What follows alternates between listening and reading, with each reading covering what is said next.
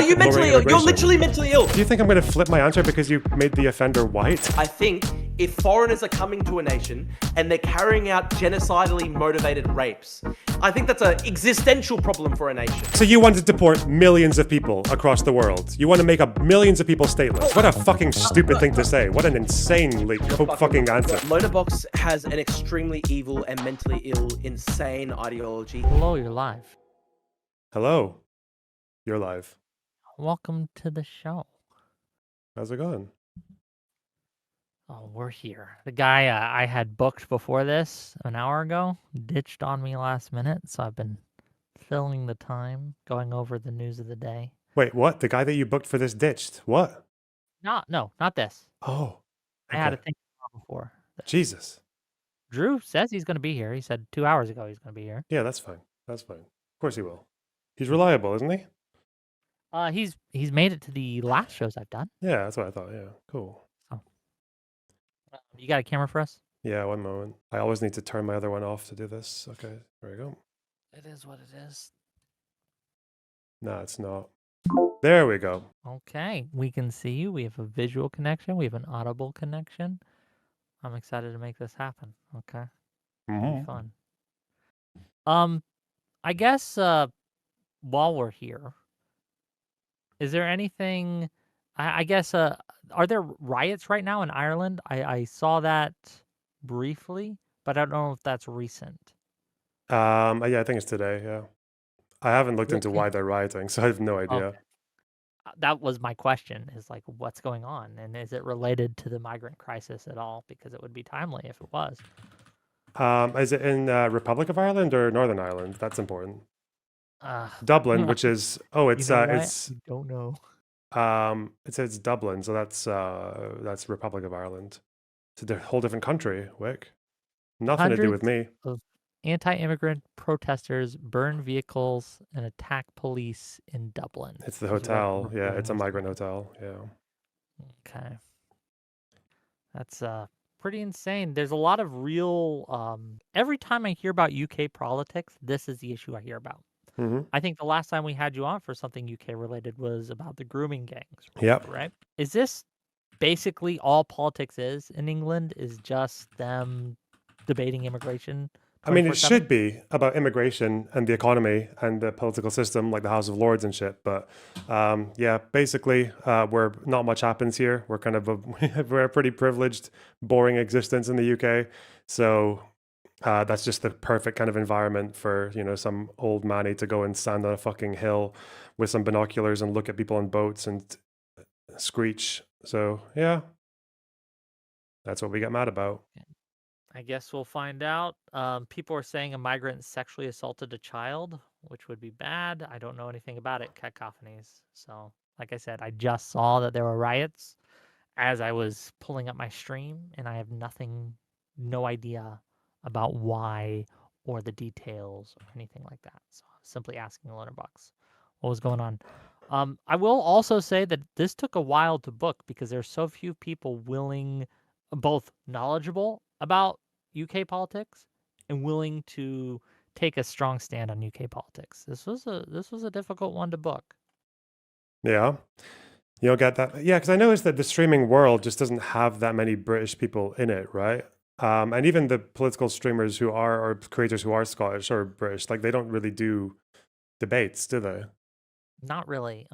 There's only a few I know personally, and most of them are pretty drama focused and don't really talk much about actual politics. But again, and look, no shade on that. If that's what you like to do, cool. But wasn't very helpful. Well, yeah, because like it's on top of that, it's harder to find any of them who will take the right wing position on immigration.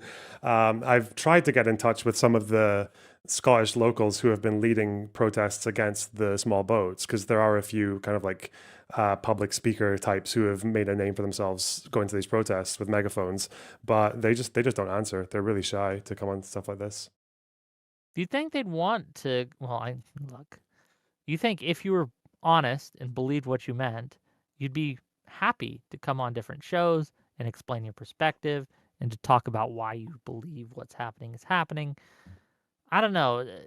I have noticed that people are hesitant to go out of their echo chambers, unfortunately. I don't know if Let it's me with these. I don't know if it's that, or if it's just that people in the UK just are not familiar with this world. Like people who do the normie UK debates, like immigration, they're just not as familiar with this space, or if they are, they avoid it, like fucking Sargon and shit. Yeah.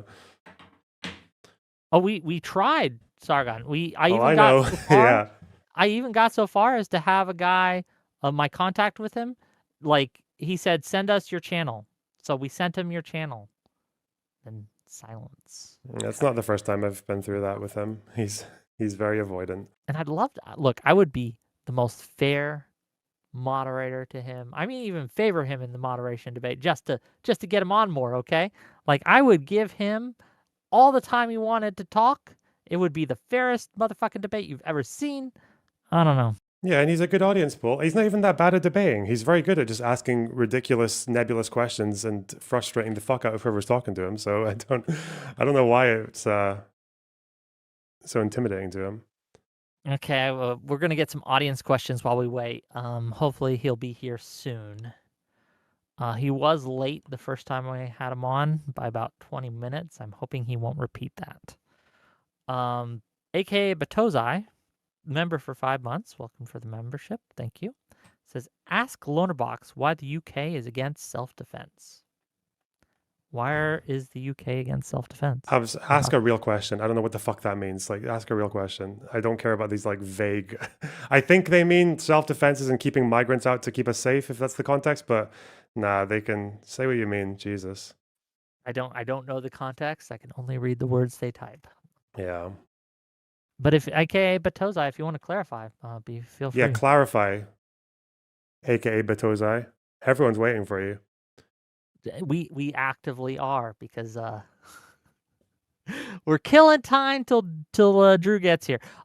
Did you see the recent hubbub about the main Democratic primary with the Nazi tattoo thing? Did you see anything about that?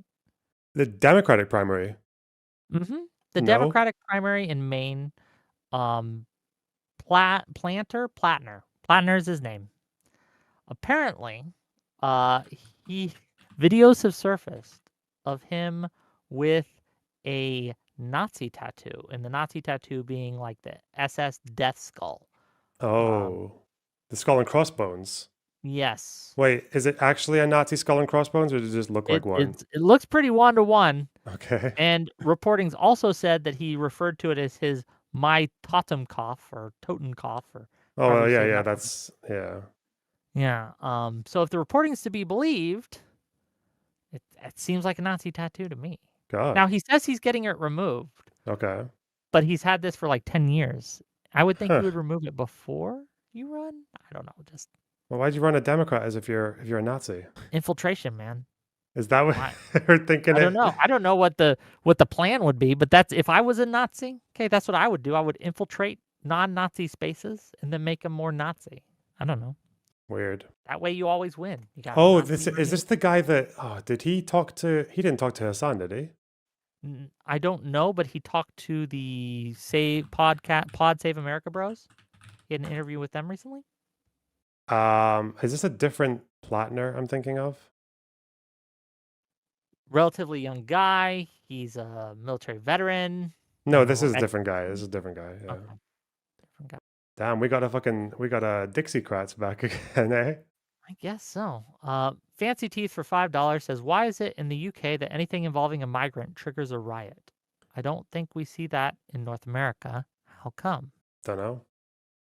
Well, yeah, it's because of the way that the media ecosystem works. Like, I think in America as well, just like violence is quite normal, like gun violence and things like that. So it's quite hard as an American to preach about violence in such a way, and how it like self-defense and like Second Amendment and all that, but then to riot over like one killing, if you're basically saying that we're going to allow people to wield guns and we're saying it's worth people dying to do it sometimes. So like school shootings as well, like yeah, you'd be rioting all year if you were. Hey, whereas here it's more exceptional for us. Can you say that again, Drew? Okay, your audio is super low. Sorry, I'm just trying to fix my audio. Take a moment. What time is it in where you're at, Lonerbox? I'm just curious. It's 1 a.m. 1 a.m. Well, thank you for staying up a little late for this. It's like super early for you, right, Drew? No, he'll get it. Hopefully. Uh-oh. Shit.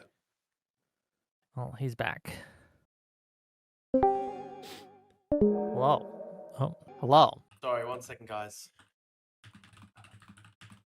We can hear you. It's just low. So there's some problem with my. Can you hear me? Can you hear me? Oh, Say.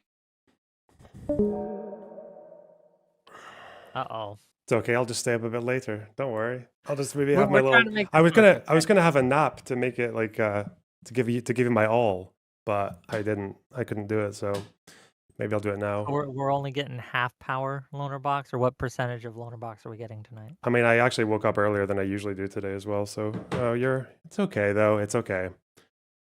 We'll get some second wind. It's coming. Well, hopefully Drew. I think he's restarting.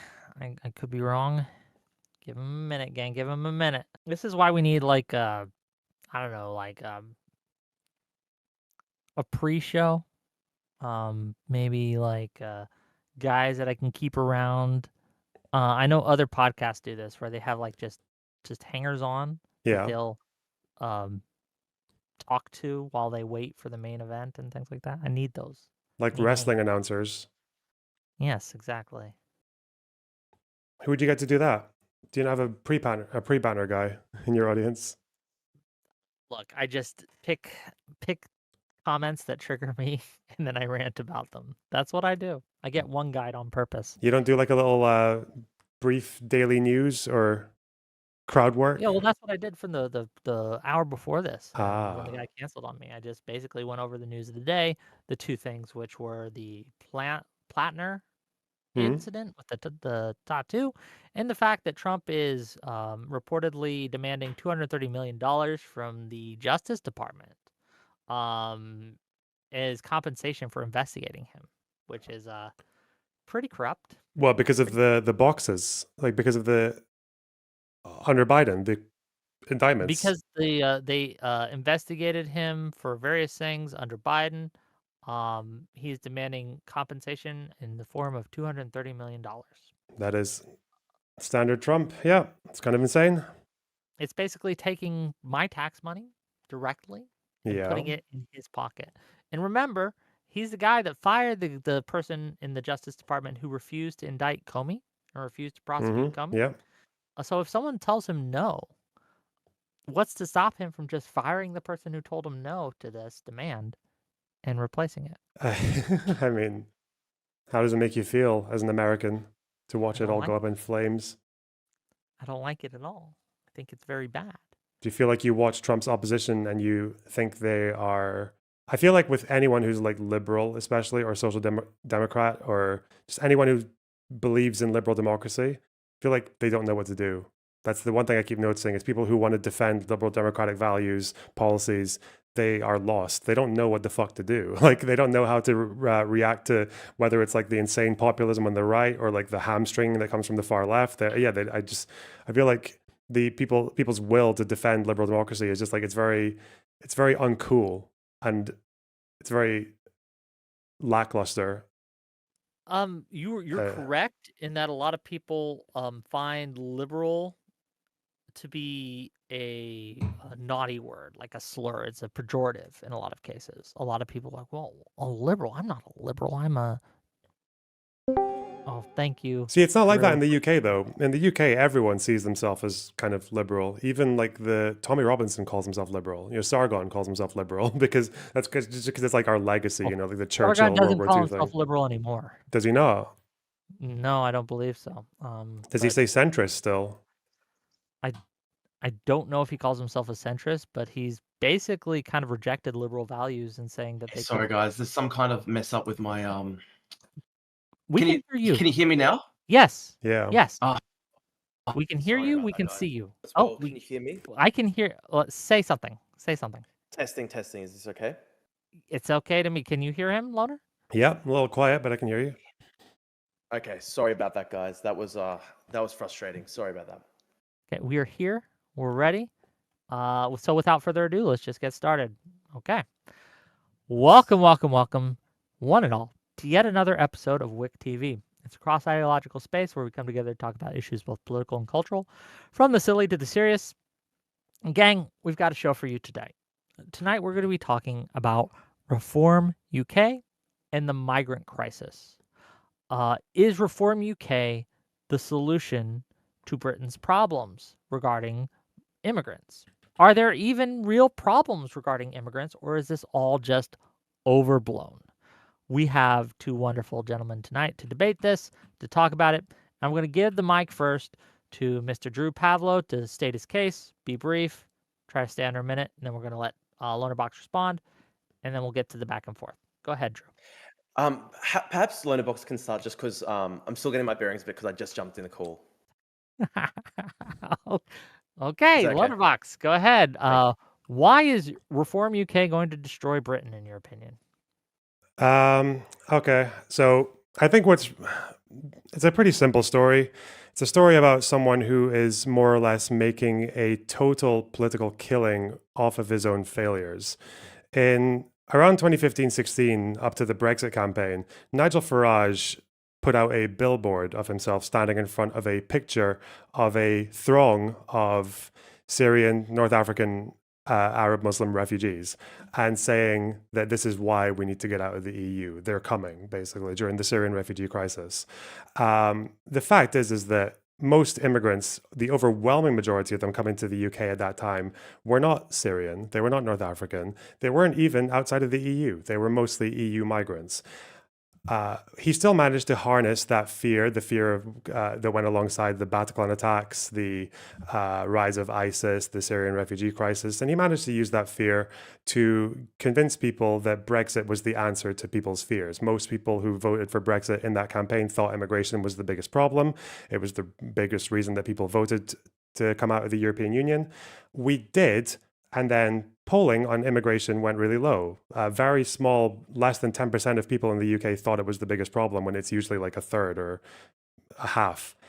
Until COVID happens. And then slowly after that, we get a huge surge of immigration.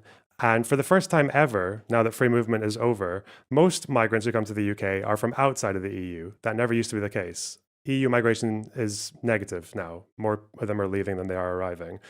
And since we had that surge, in part because EU migrants needed to get replaced, because we had humanitarian crises, because the Conservatives, quote unquote, were taking back control and putting in immigration policy that was full of flaws and loopholes and everything else that allowed massive numbers of people to come in, to the point that we've had net migration of like close to 1 million for the last couple of years, something like 800, 900,000.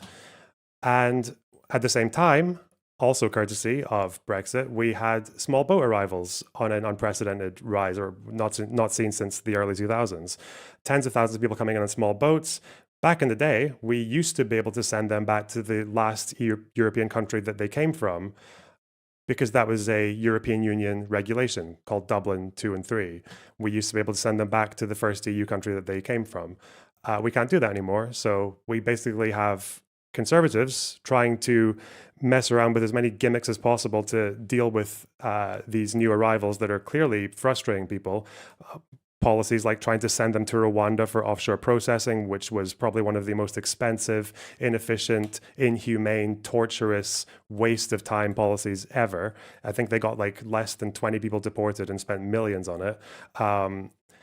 Followed up by immigration policy from the Tories that was just completely ham-fisted on student visas, work visas, you name it, to the point now that basically we are in a pretty unprecedented spike in immigration that is almost entirely the making of the person who is making the most profit off of it, who is Nigel Farage. So right now we have, again, for the first time in quite a few years, almost a decade, is the biggest problem for UK voters is immigration.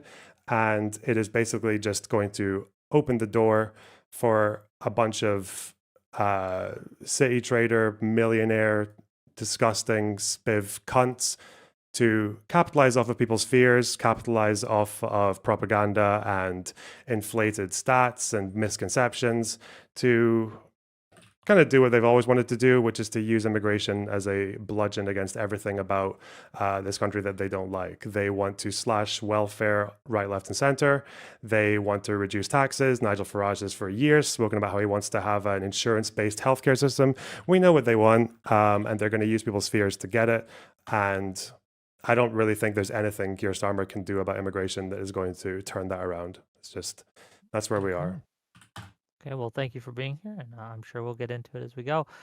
Drew Pavlou, thanks again for being here. What is your thoughts on Reform UK and the immigrant crisis in UK? Yeah, Go sure. ahead. Thank you. And my audio's okay? People can hear me Yep, fine? we can hear you. You're fine. Okay. So I want to very quickly explain that I'm actually quite party agnostic on this. If Keir Starmer were to lower migration in Britain and fix the issue, then I would support Keir Starmer, but he's not going to do that. I would support anyone who would do it. I don't really necessarily even like Nigel Farage that much. I don't even really like Reform that much. I just genuinely look at what's happening in the UK and I see how disastrous mass migration from extremely poor countries has been to the UK. In terms of economics, in terms of culture, in terms of the massive problem with rising sectarian violence in that society, the massive problem with rising Islamic extremism in that society. And I just see that, and I love Britain, and I see it is in a really terrible state right now.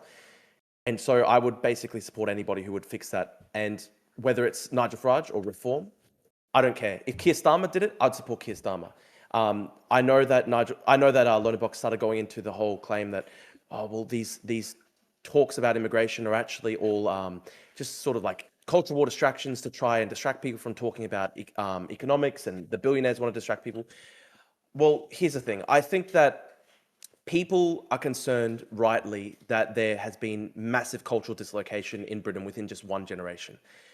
Even if you solved every single economic issue in the country, even if you had, say, like a Jeremy Corbyn socialist government, and they massively increased welfare and all these different things, that would not necessarily actually solve the issue of people feeling a sense of cultural dislocation in the country that they've been brought up in. Britain has been majority British for 1,000 years. It has been a nation for like 1,000 years. And based on current migration rates, the current migration rates have the British majority on track to become a minority within one generation, within about by the late 2040s. This is obviously the largest cultural dislocation, the largest demographic and cultural change in Britain in its entire history. People like to talk about, for example, the Norman invasion. Well, Britain was invaded by the Normans. It's always been a country of migration. The amount of Normans who migrated to Britain after the Norman conquest, I think it was about like 20,000 people. I think the equivalent percentage of the population was about maybe like 2% or 3%. It was a very low number, and they assimilated into the wider population pretty seamlessly without basically leaving much of a dent. Whereas what we are seeing now is basically within a 30-year time period, the British majority, the ethnic British people, the ethnic English people, for example, in England, are going to become a minority within about 30, 40 years. Over that time period from about 2000 to about 2040, within about a generation and a half, you're going to see the English people become a minority in the country that they have basically been a majority in for 1,000 years. And so I think that level of cultural and demographic change in one generation is always going to lead to massive amounts of political and social tension. I think it's really crazy for any country to try and run that type of migration policy. That level of dislocation and change and just basically a generation and a half is crazy. I know Lonerbox starts talking about the importance of the migrants for economics. There are 1.9 million foreign nationals on benefits in the UK right now. And benefit claims per 1,000 people from some of the new migrant communities from the third world, they are vastly overrepresented when it comes to benefit claims. Half of all social housing in London is occupied by foreign nationals. There has been... If the Boris wave was going to lead to economic growth, we would have seen it already. Instead, Britain has basically sclerotic growth alongside the largest amount of migration in its entire history. The migration is largely coming from places that are very culturally different to Britain.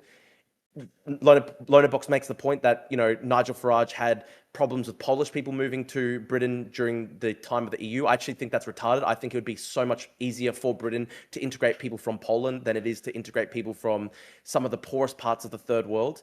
I think it would actually be so much better for Britain if they had migration from other European countries that are quite culturally similar and have a relatively similar living standard. I think that would be actually infinitely better than the current situation, because the Boris wave seems to basically have been composed of mostly people from some of the poorest parts of the world that are very culturally different to Britain, and it has created a lot of social tensions in that society. Okay, well, thank you both for being here. I'm going to open up the floor now to see what you guys both think. Go ahead, Lonerbox, and you can respond to him if you'd like, and we'll just kind of open it up. And if you feel like you're being talked over or whatever, just get my attention, and I'll make sure you get a chance to speak. Go ahead. Trying not to tune out after hearing the fear of sectarian violence as a result of immigration in the United Kingdom. I mean, it's happening though. There was a stabbing attack about 2 weeks ago. Yeah, but I'm just saying it's not exactly like. Genocidal. I'm just saying you understand that is like not exactly novel to the UK to have sectarian violence as a result of immigration. Do you know what I'm referring to? It wasn't there. But this is the thing. It wasn't there until recently. So why import? That's what I'm the big saying. question, Okay, right? you don't know what I'm referring to. It's okay. Okay. You said that you would support Keir Starmer if he lowered net migration. Yeah, massively. Okay, by how And much? actually needs to deport people. Probably needs to get it down to like 100,000 people a year, and they need to deport a lot of people part of the Boris wave who came in the last 5 to 10 years. So he needs to lower net migration by what, like 10%, 20? Compared to the Tory years. About 90%. It has to go down to like 50 to using them 100,000 as people a year, and they have to basically start deporting people who are Islamic extremists and people who are on foreign benefits and stuff like that, who are not integrating. So you acknowledge, first of all, just to start, that in the first year, given that he came in halfway through the year, Keir Starmer in 2024 has already got net migration down by half, almost half. Yeah, from 900,000 to like 450,000, but that's still a really high number, and it still needs to go down to like 50 to 100,000 probably. Where did you get 50 to 100,000 from? Why is that your standard? I think that would be probably the most realistic outcome, where Britain could actually start to assimilate the people who've already started coming into the country. You have to lower it significantly, probably by like 90%, because at the current rate of migration, there are sectarian communities forming, and people won't assimilate into the majority population of Britain. That's why you're starting to see creolization. You're starting to see, like, for example, like there's literally like new dialects forming in Britain right now. For example, multicultural London English is like literally a new dialect of the English language. And has been for like decades. What do you mean new languages forming? So because net migration has been quite high for the last couple of years. Before then, it was like 200, 300,000. But why are you? What metric are you using to say that 90,000 or 100,000? Why does it have to be that? Is 200,000 like going to cause sectarian violence and creolization and all that shit? But 100,000 wouldn't. You know what? You could have 200,000 Poles come a year and it'd probably be fine. If it's 200,000 people from Afghanistan and from the poorest parts of the Middle East and stuff, it's not going to be fine. So I actually think, rather than the numbers, probably actually the cultural origin of the migrants that is the most important thing. So we've already had quite a lot of like net migration from humanitarian purposes. You know that from the last from the Boris wave, quote unquote. You know that like about 30% of that Boris wave was Ukrainians and British nationals from Hong Kong. Kongers. Yeah. Yeah, and they're good. They're good migrants. Lonerbox. They're not creating terror attacks. They're not stabbing Jews at synagogues. They're integrating pretty well. So your issue is that you think migrants are committing more crime? Is that the issue? Yeah, and that is absolutely the case. So, for example, you can actually look at the statistics, and about one in three sexual assaults in Britain in 2024 was committed by people who are foreign nationals. 1 in 3 sexual assaults. Yes, that's an actual stat. Where is it from? I can get it up for you 1 second. So the foreign population of Britain is 10.9%. Foreign national share of rape convictions is 22.1%, rising to almost 30% when considering people with unidentifiable nationality. Foreign national share of sexual assault convictions is 26.1%, rising to almost 35%. No, I'm not asking you to recite it from me. I'm asking you where you got it from. Yeah, I got it from Matthew Goodwin, who was citing freedom of information requests. Okay. Do you realize that on ONS we have recorded stats of sexual crimes? I don't know why you would need to do an information request and go to a Matthew Goodwin. I mean, but that's a stat though. Like, are you It's a denying that stat. it's a real stat? Well, I can find you stats from the. Would you be more convinced by stats that are actually from So- the so- government or? So the Telegraph, for example, foreign nationals convicted of quarter of sex assaults on women, and then a further 8% are offenders of unknown nationalities. So these are official figures, you know, Lonerbox. These are literally official. Well, wait. How do you know they're official figures? Where? It's according to the ministry. It's according to the Ministry of. Drop it Sorry, in the group chat, I'll send you the and link. I will bring I'll it up, literally and we send can you. see it on stream. How's Yeah, that? I'll send you Drop the in the group group chat, and I will Yeah. pull it up. And Dropping the link to you right now. And I'll just find you what is actually on ONS. 1 second. But like these are literally the stats. well, like very easy to find out. So once you drop it in the group chat there, I will pull it up on stream, and we will. I don't know how to drop it in the group chat, so I'm just going to send it to you, Wick, personally, No, okay. in a personal That message, works. and then you Whatever can put it needs. in the chat for me. Yeah.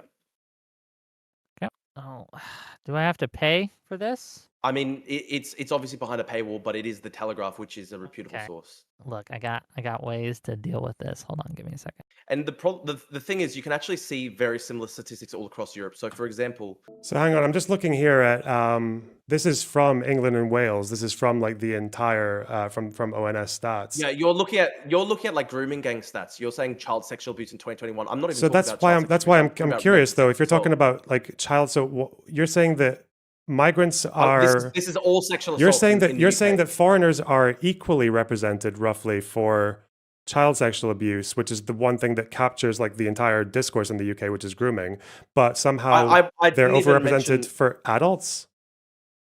Yes. So foreign national share of rape convictions is 22.1%, and then a further 8% have unidentified nationality. Many of them would obviously be foreign nationals. as well. Wait. Do you The know foreign what population- unidentified nationality means? I mean, obviously it's unidentified, but As in, I mean, it's not getting logged. As in, this is Okay. why people struggle to get information from police units about grooming as well, because they request data, but for the majority of the time, they just don't log the ethnicity of the offender. okay, but That could be even white, if that you- could be Muslim, that could be anything. Okay, even if you ignore the 8% that are unidentifiable, though, it is a verifiable fact. Foreign national share of rape convictions is 22.1%. If it was 22.1%, then foreign nationals make up what of the population? 10.9%. So they're So they're eight, twice so as minus overrepresented. -8% that we don't know about. That's No, like sorry. there might be a No, slight no, No, okay, overrepresentation. let me clarify. No. So It's 22 I'll sorry. explain. I'll explain. Okay. So what Yeah. this article is saying and what Drew is claiming is that we have 22%, 22.1% that are known, according to this, to have been done by foreign nationals. There is, in addition to that, 8% more that is unidentified, whatever that means. That is the claim. So it's not 22.1 minus So 8. the base yeah. base level here is 22.9% of 22.9% of foreign nationals. That's the base level, and then it could be as high as 22.1%, but it could 22.1, and then it could go as high as 30%, determining based on how many people in the unidentifiable bracket would be foreign nationals. Even though for the UK, we know that from people trying to investigate grooming gangs that people are more likely to log the ethnicity if they're a foreigner because they find it more relevant. No, that's actually not true. So if you look at the Casey report into the grooming gangs, the recent one, that actually found that there was a systematic underreporting of ethnic data. She's found that there was systematic shying away from reporting. That's not what I ethnic said. data on grooming Yes, gangs. there's as in general, most stats don't have ethnicity next to them from older data. That doesn't mean that it's underreporting foreigners. So I can I'll quote you the case report. It says the ethnicity of perpetrators is shied away from and still not recorded in 2/3 of cases, meaning it's not possible to draw conclusions at a national level for grooming gangs. Okay, so you're saying that's that exactly when what it I comes- said. Obviously, so it is a different. So there's two different things here, right? There's the grooming gangs, and then there's the share of sexual assaults committed by foreign nationals. And you're saying that in a lot of cases, there's not proper reporting. But we're saying that literally as a baseline percentage, it's 22.1%. That what I pointed to. If you consider, then there's another 8% of that are unidentifiable, and then the rest are like say British nationals. Okay, but and what is this from? so we're saying Loner? I'm that looking we've up got 21 versus Foreign nationals are what I think in 2021 they were 16%. 10.9. 10.9% foreign nationals. Born abroad, it's 16 from the 2021-22 census. What I've got is 10.9%. From when though? This is from the 2021 census. 16%. What People in the page UK do you have been want me born to look at abroad. in this? Okay, Um, even if that's the case, it's still Yeah, massively there's overrepresented. that's not massively. Remember that migrants in general are much younger. Like the average Muslim in the UK is like 20 years younger than the average Brit. We know that younger people commit more crime. So you would expect So a it's just- slight it's just- overrepresentation of a few percentage points. Okay. Okay, why would you expect that though? Because they don't have to be in the country. So it's a question: why do you want them in the country? If Oh, they're so going to we do don't. that So at a higher we're rate? so we're. But you're in favor of some immigration. Your arbitrary standard of 100K for some reason, but Yeah, I am in favor of some level of migration. My main problem is culturally incompatible migration. So, for example, most of the Middle East and North Africa is pretty incompatible to Britain in terms of migration. in what way? In terms of when they're Um, here. So you said in crime. Their crime I mean, rates are crime, about the same. The sexual crime rates are assault and about well. terrorism. No, their crime let- rates are hold on, about what you would. let Loner finish. Their and crime then- rates are Yeah. about what you would expect from a younger population. Younger people commit more crime. Okay, let me go through some of these stats. Freedom of information requests in the UK find North Africans are convicted for sexual offences at nearly 7 times the rate of British people, Middle Easterners at nearly 4 times the rate, Sub-Saharan Africans at nearly 3 times the rate. People from Afghanistan and Eritrea, two of the largest groups on the small boats, are more than 20 times more likely than British nationals to be convicted of sexual offences, including rape and sexual assault. Foreign nationals are more than 3 times as likely as British nationals to be arrested for sexual offences, are responsible for 2/3 of sex offence arrests in London, and are twice as likely to be arrested for all crimes as British nationals. In total, 87 nationalities in the UK have higher conviction rates for rape and other sexual offences than British nationals. And recently, the British state has given out nearly 600,000 long-term visas to people from those countries. Do you think it's ironic that? Do you think it's ironic that that this person that you're quoting from, who is saying that they got it from a Freedom of Information request? I'm guessing they didn't show like a table or anything or like a government data that they actually got from that, right?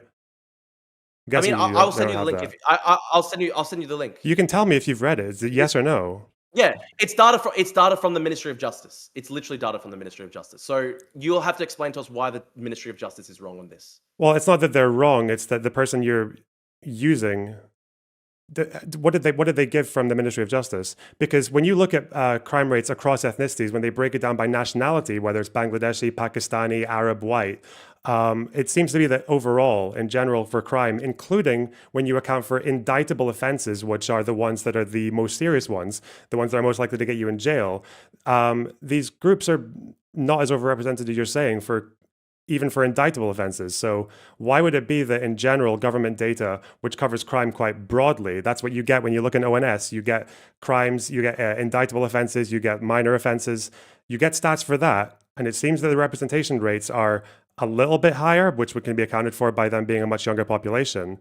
So it's just weird that ONS is telling me that, but this guy is saying they got a Freedom of Information request and they found one crime in particular that has a lot more representation. I mean, would you say that it's literally just because they're young, or do you think there is any level of cultural aspect that could lead to higher rates of offending against women? In the UK? Like, do you think, for example, that like Pakistanis have a better culture for feminism and, respect towards women than the UK? Probably not, which is why their offense rates are a little bit higher from ONS. Well, not just a little bit about higher, 2% higher than significantly whites. higher. Well, again, It's not just ONS has higher. them at 2% higher than whites, but Well, Okay, I've so literally it's for just crime in cited you- general. Okay. I mean, I have cited to you sources that show that up to a quarter of all sexual offences in Britain are basically imported by the government through mass migration, and that is Ministry of Justice statistics, and you don't really have an answer for that. Well, why does ONS not show you stats for rape in particular? Why can I get this on ONS? But I'm giving you the stats right now. I've given you the sources. Well, I'm asking you to explain then. Why are they about equally represented on this is on general crimes and even indictable crimes, but just for some reason you've gone to a Telegraph are source ONS and found. But it's not the Telegraph. It's Freedom of Information requests based on ONS data. So you've told me it's Freedom of Information request based on ONS data, but then Ministry of Justice. Why don't you read the article? Why don't you read the article? Well, you're telling the me Ministry of Justice gave the data. You're telling me two two different things about the same article. So you can link it. I'm still looking at I'm looking at the DMs. I can't see a link here. I'll send it. Okay, I'll send it to Wick. You can put in the shared group chat. Me, you, and Lonerbox have, right? I was trying to do that. It didn't work, but I'll just send it to you, Wick. Okay. And then you can hopefully put it in the group chat for me, Okay. please. In sure, I any can case, do if that. your issue was crime, wouldn't your issue be with Windrush, with the black population in the UK more than the Muslim population? Because their crime rates across the board, and including in indictable crimes, are actually quite a bit higher. Why focus on Well, Muslims? obviously, I mean, there have been obviously a lot of problems with the Windrush generation too, but I think there's more problems overall with the Islamic community because there's also terrorism to consider as well. There's also the Well, grooming terrorism business. counts as crime. I think it's like 1% of Muslim prisoners are in jail for terrorism. So what? Like there shouldn't even be zero. There shouldn't even be one in the country. Why would there be anyone in the country who's a terrorist?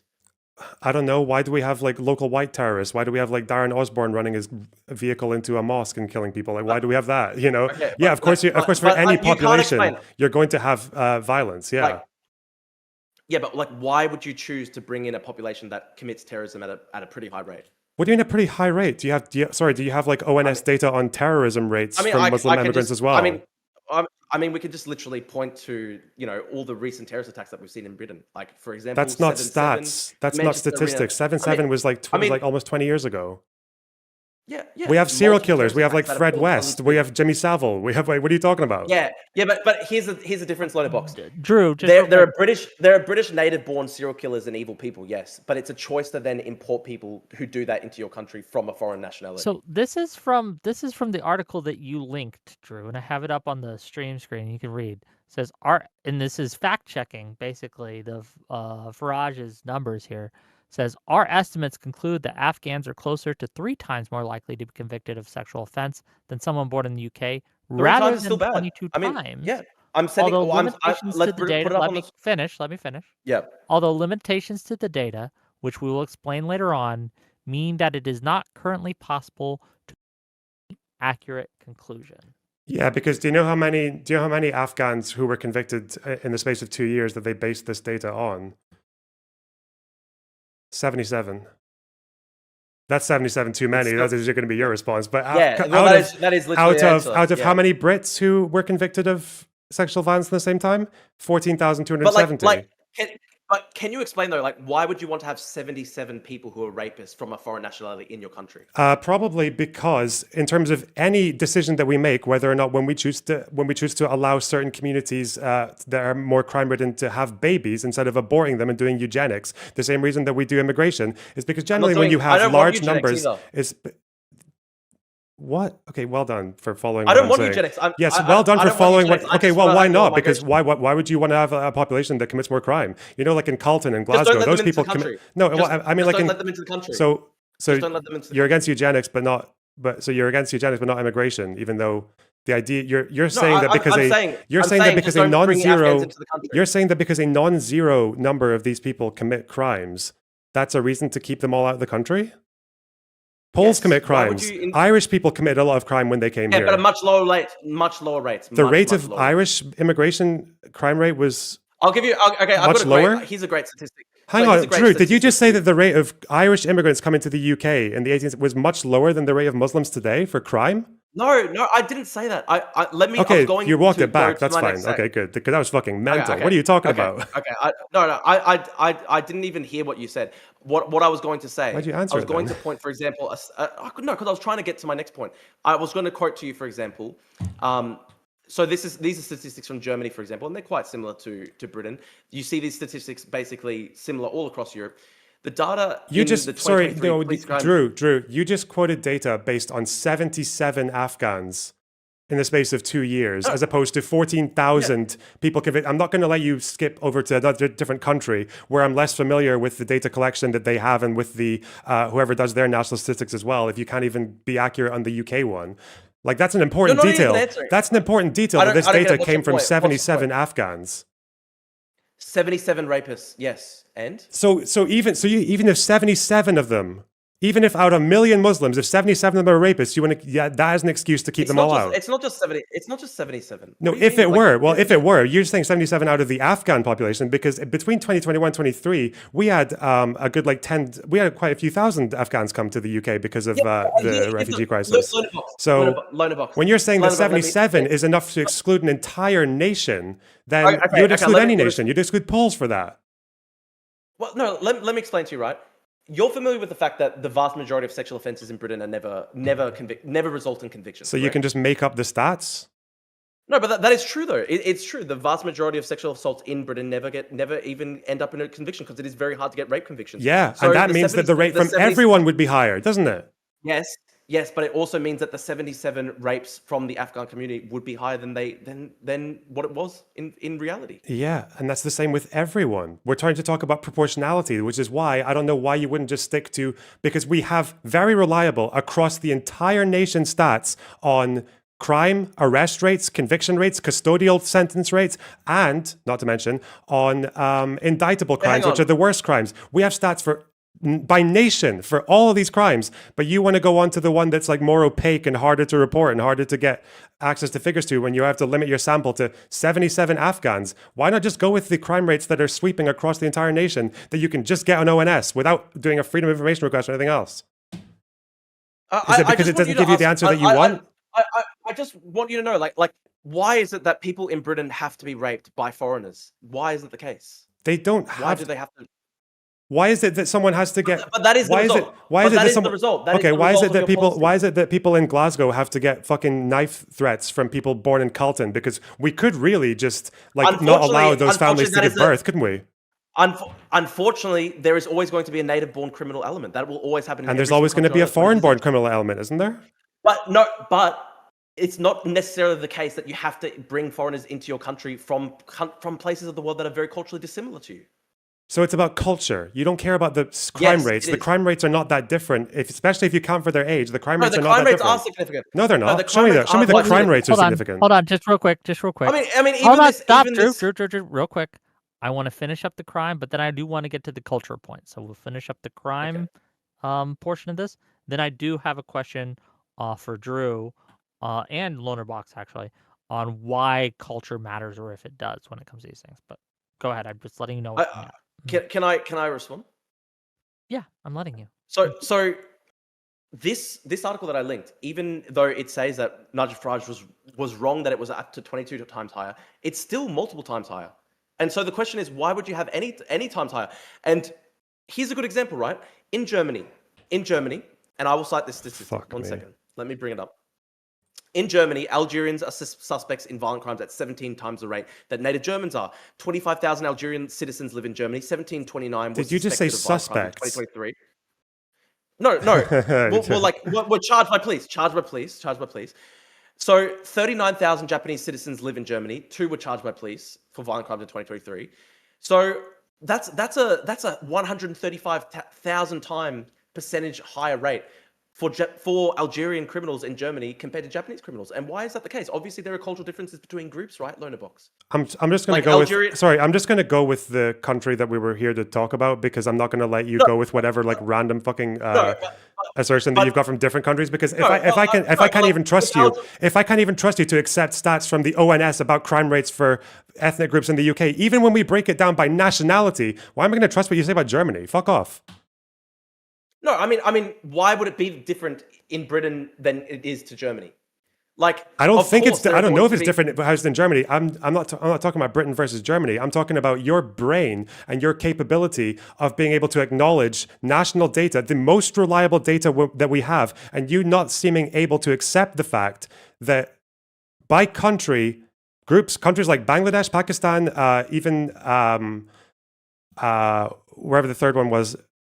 Arabs as well, even by these ethnic groups, we have crimes across the entire country for these crimes broken down into arrest, into custodial sentences, into indictable crimes, ones that are more likely to get you put into jail, and their overrepresentation is slightly higher, but accountable for the fact that they're younger. But you can't accept that for some reason, even though that's the most reliable data we have. You still don't have a response to the fact that 20% That's of the most sexual reliable assault. data that we have. What is your answer to that? Do you accept it? Do you No, accept it as real or not? I mean, I've just given you Ministry of Justice statistics, and you're not accepting that as real. Because I can get can you get that from the actual Ministry of Justice page? Can you get that from the ONS? Or do you have to? No, the Ministry of Justice supplied the statistics, and then these statistics were then provided to the press. And I've sent you multiple news articles related to it. So why can't you even if you think that they're overrepresented in this one crime, but not even in like indictable crimes for some reason? Why is that? Can you accept that? Can you accept that they are somehow about equally represented in pretty much every other crime? Like, I mean, maybe you're right. Maybe you're why? right. What? No, not maybe. Do you want me to send you the ONS page saying Sure, that? send it through. Send it through. I still think that even if it were to be the case that, like, for example, Afghans were only 3 times more likely to be convicted of sexual assault in Britain, then I still think that's still unacceptable to Based on it's not based on a sample of 77 offenders. I mean, but there's a small amount of Afghans in the community, and there were still 77 offenders. That is still that still shows a large overrepresentation, because if you then had millions of Afghans in the country, then of course the number of sexual assaults based on that disproportionate representation would be higher. why? So you're going with the idea that they are about equally represented in every crime, apparently arrest rates, custodial, I'm not sure. everything, including indictable crimes, but for some reason they're overrepresented in sexual violence, but not even against kids, because against kids they're equally represented as well. No, that's not even true, because for example, true. in the grooming gang, I mean, no, but I did point you to the fact that the Casey report showed with the grooming gangs inquiries that there was systematic shying away from recording of ethnic data in the cases, that this was a major failing. It meant that it was extremely hard to draw conclusions at a national level. It did say that the report found in 3 areas, Greater Manchester, South Yorkshire and West Yorkshire, disproportionate numbers of men from Asian ethnic background, Pakistani background, were suspects for group-based child They sexual found that, exploitation. and you'll also acknowledge that the Casey report said that this was from places where there were high-profile instances of a quite rare crime in the country.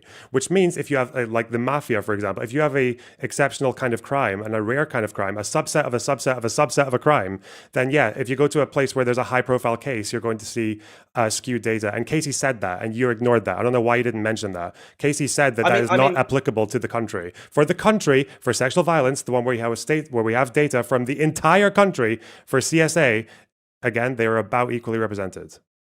And that's on page 38 of what I sent you, Wick. Well, I don't know if it's equally represented, because I do have statistics from the Ministry of Justice that you haven't responded to that show that they're up to 1/3 of sexual assaults. I have responded to it. No, you just said that you don't believe it. Is that all I said? Did I not tell you why there was maybe an issue with that? I mean, this data was drawn from the Police National Computer by the Ministry of Justice following an FOI by the Centre for Migration Control. I wish to make a Freedom of Information request. Of the 1,453 sexual assault convictions which took place, 380 were of foreign nationals, while a further 118 were of nationalities recorded as unknown. The number will be foreign, and thus a number will be foreign nationals. Wait. So they didn't. So they said they got the data from the government. Centre for Migration Control is a think tank committed to dramatically reducing migration in Britain. Really? You want me to trust these guys' word of what they heard from the ONS over the ONS itself? Why would you do that? It's Ministry of Justice statistics. They not. Gave the statistics. They provided the number of convictions for sexual assault on a female across England and Wales in the year 2024, and then they broke down the number of people who were foreign nationals. I mean, they're telling you that they've done that, right? But they don't actually have the ONS raw data there, because ONS has raw data. You can go and find it publicly. I don't know why you would go with taking the word off of a think tank that's goal is to reduce dramatically migration. I don't know why you would do that over just looking at the ONS with the data that we have nationwide. We have nationwide data on so many different subsets of arrest, conviction, indictable conviction. We have all of that, but you're just choosing the one that you prefer, the one that makes you happier. Okay. I mean, you can respond, but then I have a question for both of you. Okay, you go, Wick. Okay. And it's very simple. Well, maybe not. What does it mean to be British? Okay, Actually, this can is I diving say one deeper. last thing? Well, Can we just real stay on the quick, crime just real thing for quick. one last thing before Let we me go into that? finish, and then you can. This goes into the issue of culture and what cultures are compatible or incompatible, and to what level they are, and whether or not the cultures that are coming in to Britain are incompatible with Britain itself. So I'll give you the mic first to you, Drew. What do I you think? think I think Britain is a nation that has existed essentially for 1,000 years. England has existed for about 1,000 years. They're coherent nations. I think it is primarily something that there is an ethnic component to it. It's not just it's not necessarily as blank slate as, for example, the United States. I mean, the United States does have this tradition of being kind of like a country of migrants, but I think Britain, like, while it has had waves of migration, I think it is slightly different to America, which has that sort of like founding creed. I think there is an ethnic component to the nationality. Doesn't mean that people can't assimilate and be culturally British and stuff like that, but there is an ethnic component, and I think it would be regrettable if the English people ethnically were a minority of England after 1,000 years. Okay. What does that mean, though, to be culturally British? I guess I'll ask again. What does that mean? Well, To I assimilate? think I What is an example of someone who's assimilated to be culturally British? What would that look like? I think you would basically need them to be willing to die for the country, to defend the country, and there's systematic sort of like, there are a lot of communities that don't join up to the military in Britain at the same rates.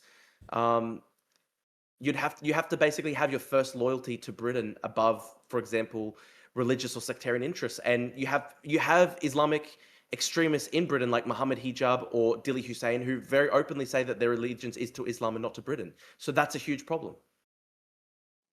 Okay. Lonerbox, same question to you. What does it mean to be British, and what does it mean to be culturally British? I guess. What it means to be culturally, I don't really think about issues like that all that much. I'd rather just think about like what kind of policies can help people, like what we can do to improve the Well, economy and the healthcare it's system, pretty and important. Well, and to have fairness, to have like relatively low crime rates so people can be safe, to have like some kind of level of sense of community for people. I really, when people talk about how we need to be more culturally British, I mean, Drew kind of gave the game away right at the beginning. It really just boils down to them wanting to have an ethnic makeup for its own sake. It's not about Well, being Israel has an cultural. ethnic makeup. I mean, Israel has an ethnic makeup. Israel has Not for its own basically sake. Israel has an ethnic yes, makeup it because it's does. surrounded by people that would otherwise like ruin them. Like Jews cannot survive as a minority in that region. Yeah, and I don't think it would be good for the English people if they were a minority in England either.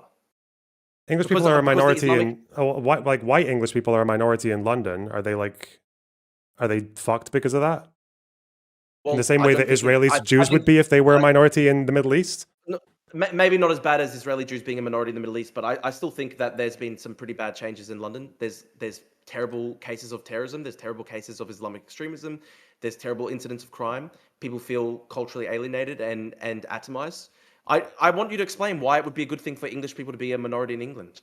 I don't think there's a good or bad thing about an ethnic makeup changing for its own sake. What I think right now for But this country, the current policy is changing it though. The current policy is changing it, so you have to do you justify think why that's a good thing. do you think the intent of the current policy is to? It's not just policy that's I changing don't our think it's the ethnic intent, makeup. but I don't think it's an intent. I'm not going into the whole, oh, this is a deliberate great replacement thing, but it is an observable fact that this current policy is changing things, and you have to try and justify why that's a good thing.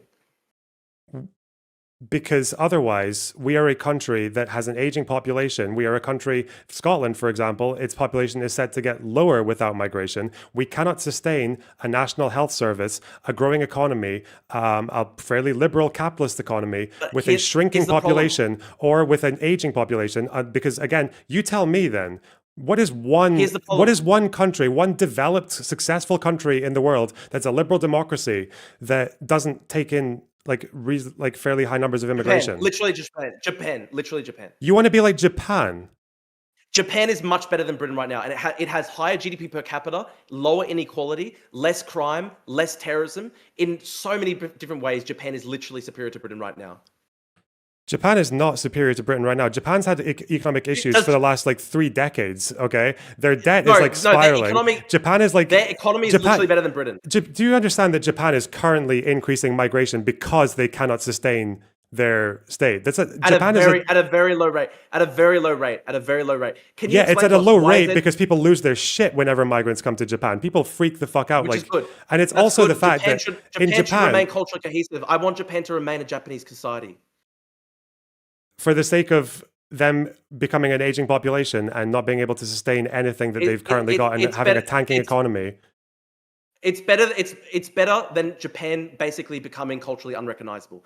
Nations can recover from war. Nations can recover even from 2 atomic bombs on their cities, but they can't recover from being completely ethnically terraformed. The demographics just changing forever. So for the sake of demographics, really, you would have a shrinking economy. Yes. You would have Japan a is literally tanking better than welfare Britain. state. Japan is. Dude, the British welfare state's tanking right now as we speak. The economy in Britain is so bad. You've had the Boris wave, and it's not leading to any economic growth at all. So what's the point? The Boris wave was because of horrible mismanagement of immigration, quite a lot of which has been reversed. I don't know if you're satisfied by that. Let's go through some of the British economic statistics, right? I've researched them. Borrowing $100 billion this year, 13% up this year. You're talking about borrowing when you just brought up Japan. Are you fucking mental? No, I'm going into this. Which country? Wait. Which country? Which country among advanced economies has the highest debt to GDP ratio? Japan has. Okay. Japan, why would you bring up borrowing as your first example? Oh my god. But I'm giving you an example. Lonerbox, you're not even listening to me.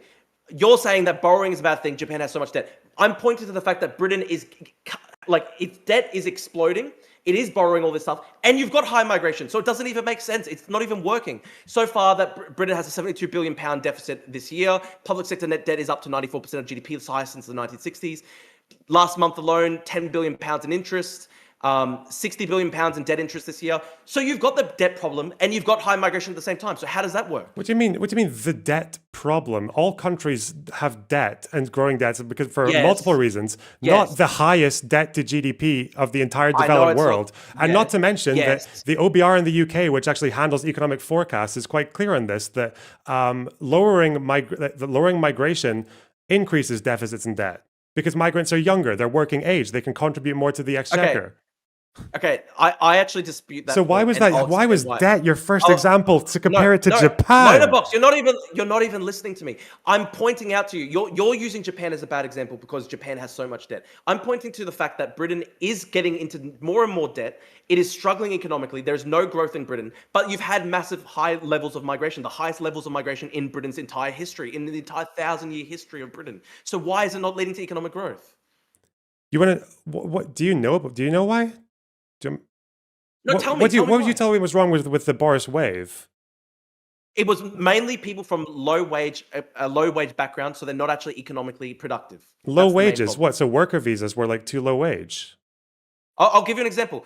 So there are 1.9 million foreign nationals on benefits in the UK. Just 1 in 10 Somalis in the UK are in full employment. Is that going to economically benefit the UK? With Somalis, Somalis are often asylum seekers and refugees. Of course, they wouldn't be an economic benefit. So as far as the net migration, as far as the no, not exactly, because refugees and asylum seekers are a tiny proportion of net migration, as I'm sure you know. They're not. The point of refugees and asylum seekers isn't supposed to be an economic benefit. That's supposed to be a humanitarian endeavor. We're talking about immigration policy for regular migration. It's obviously not working. We're talking about regular migration. So you understand as well that part of that wave. I'm looking at people coming into the country. Whether they be asylum seekers or they be legal immigrants.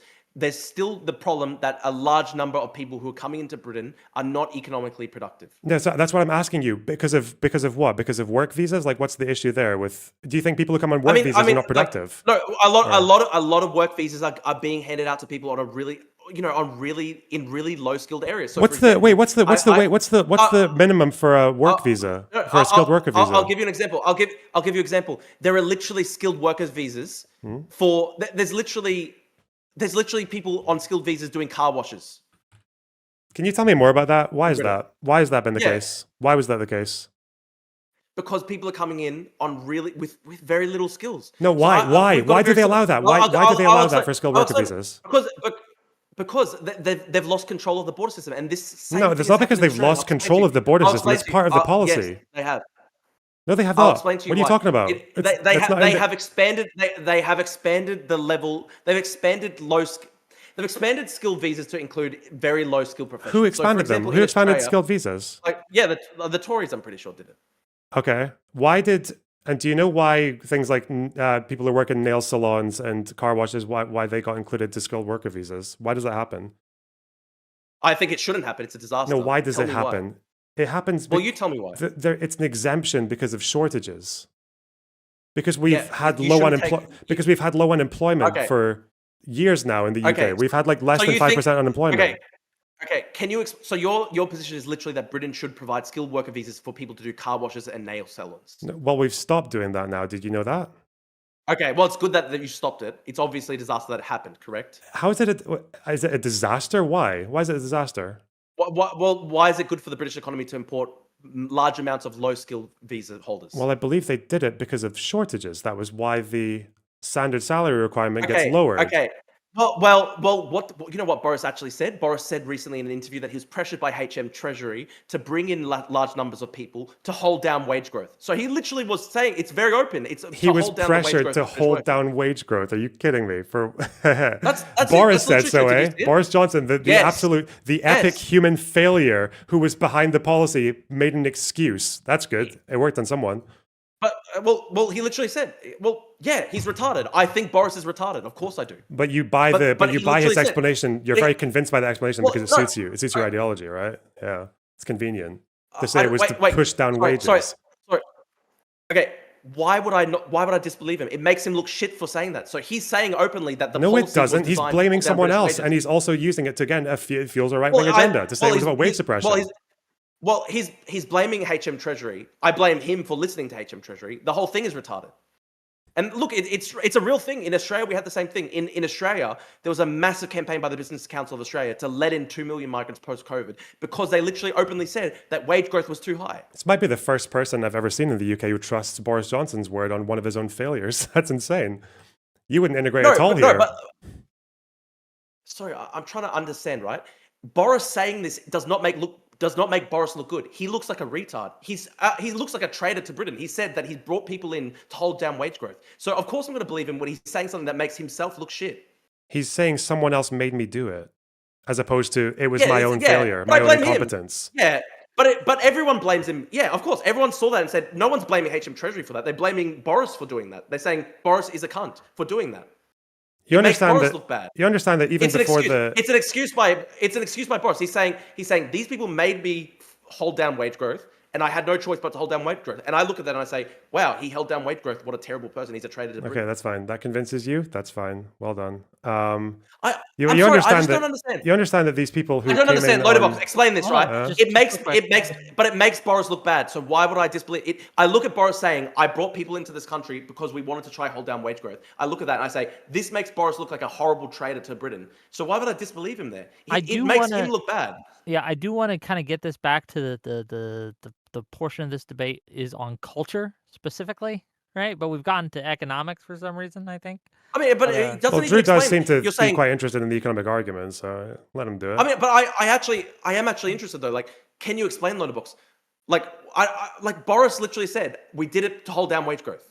Yeah, that makes him look shit. I'm sorry, I don't know. I cannot explain why a politician who made a huge... Dude, I heard you. Who made a huge song and dance. Well, let me say one thing. You gotta let Lonerbox answer. I'm sorry, I can't actually explain. I can't explain why a politician who had a huge song and dance about immigration causes wage suppression, despite the fact that his own study wasn't able to prove it beyond like a 1% change that was only temporary, would fuck up his immigration policy post-Brexit so bad that it resulted in the biggest wave of net migration that we've ever had, and then going into an interview and saying, "Oh yes, actually, it was the Treasury that made me do it. So not me, not my failure, not my incompetence." And yeah, I have no idea why you would say that. That's crazy. Yeah. This is just proof that Lonerbox is a debate pervert, because I actually tuned into your stream before I came on, and you literally said that the Boris wage was due to wage inflation in the UK. So you literally admitted it on your own stream. The Boris wave was due to wage inflation. No, you said due to inflation, due to shortages, all this stuff. Wait, so it's not what I said about it being due to wage inflation? Do you think so? Wait, are you telling me that I said on this stream that the Boris wave was so they could suppress wages? No, you said on your stream Huh? that the Boris wave was because of inflation. Now, the inflation was linked to wage growth, correct? The Boris wave was not. I've never said the Boris Just wave real was quick. because of inflation. Real quick, listened to your stream. I literally listened to your stream 3 hours ago. You said on your own stream. Housekeeping real quick. Someone get me the clip of what Lonerbox said, and we'll play it. Well, Okay? it was. You can try find it. It was on his stream. I'll just It have was my about. audience. I think it was. My audience. That I doesn't think it was- even. I That think doesn't it was even about make any 30 sense. I mean, you don't even. I think it was about 30 minutes in. It was about 30 minutes in, and it was around the time when you started bringing up your debate notes onto the screen. That doesn't even make try find sense. It's not. Well, so it would be on my debate notes. My debate notes are all about the. I've got lots about the Boris wave here. I've got about the healthcare visas, the skilled worker visas.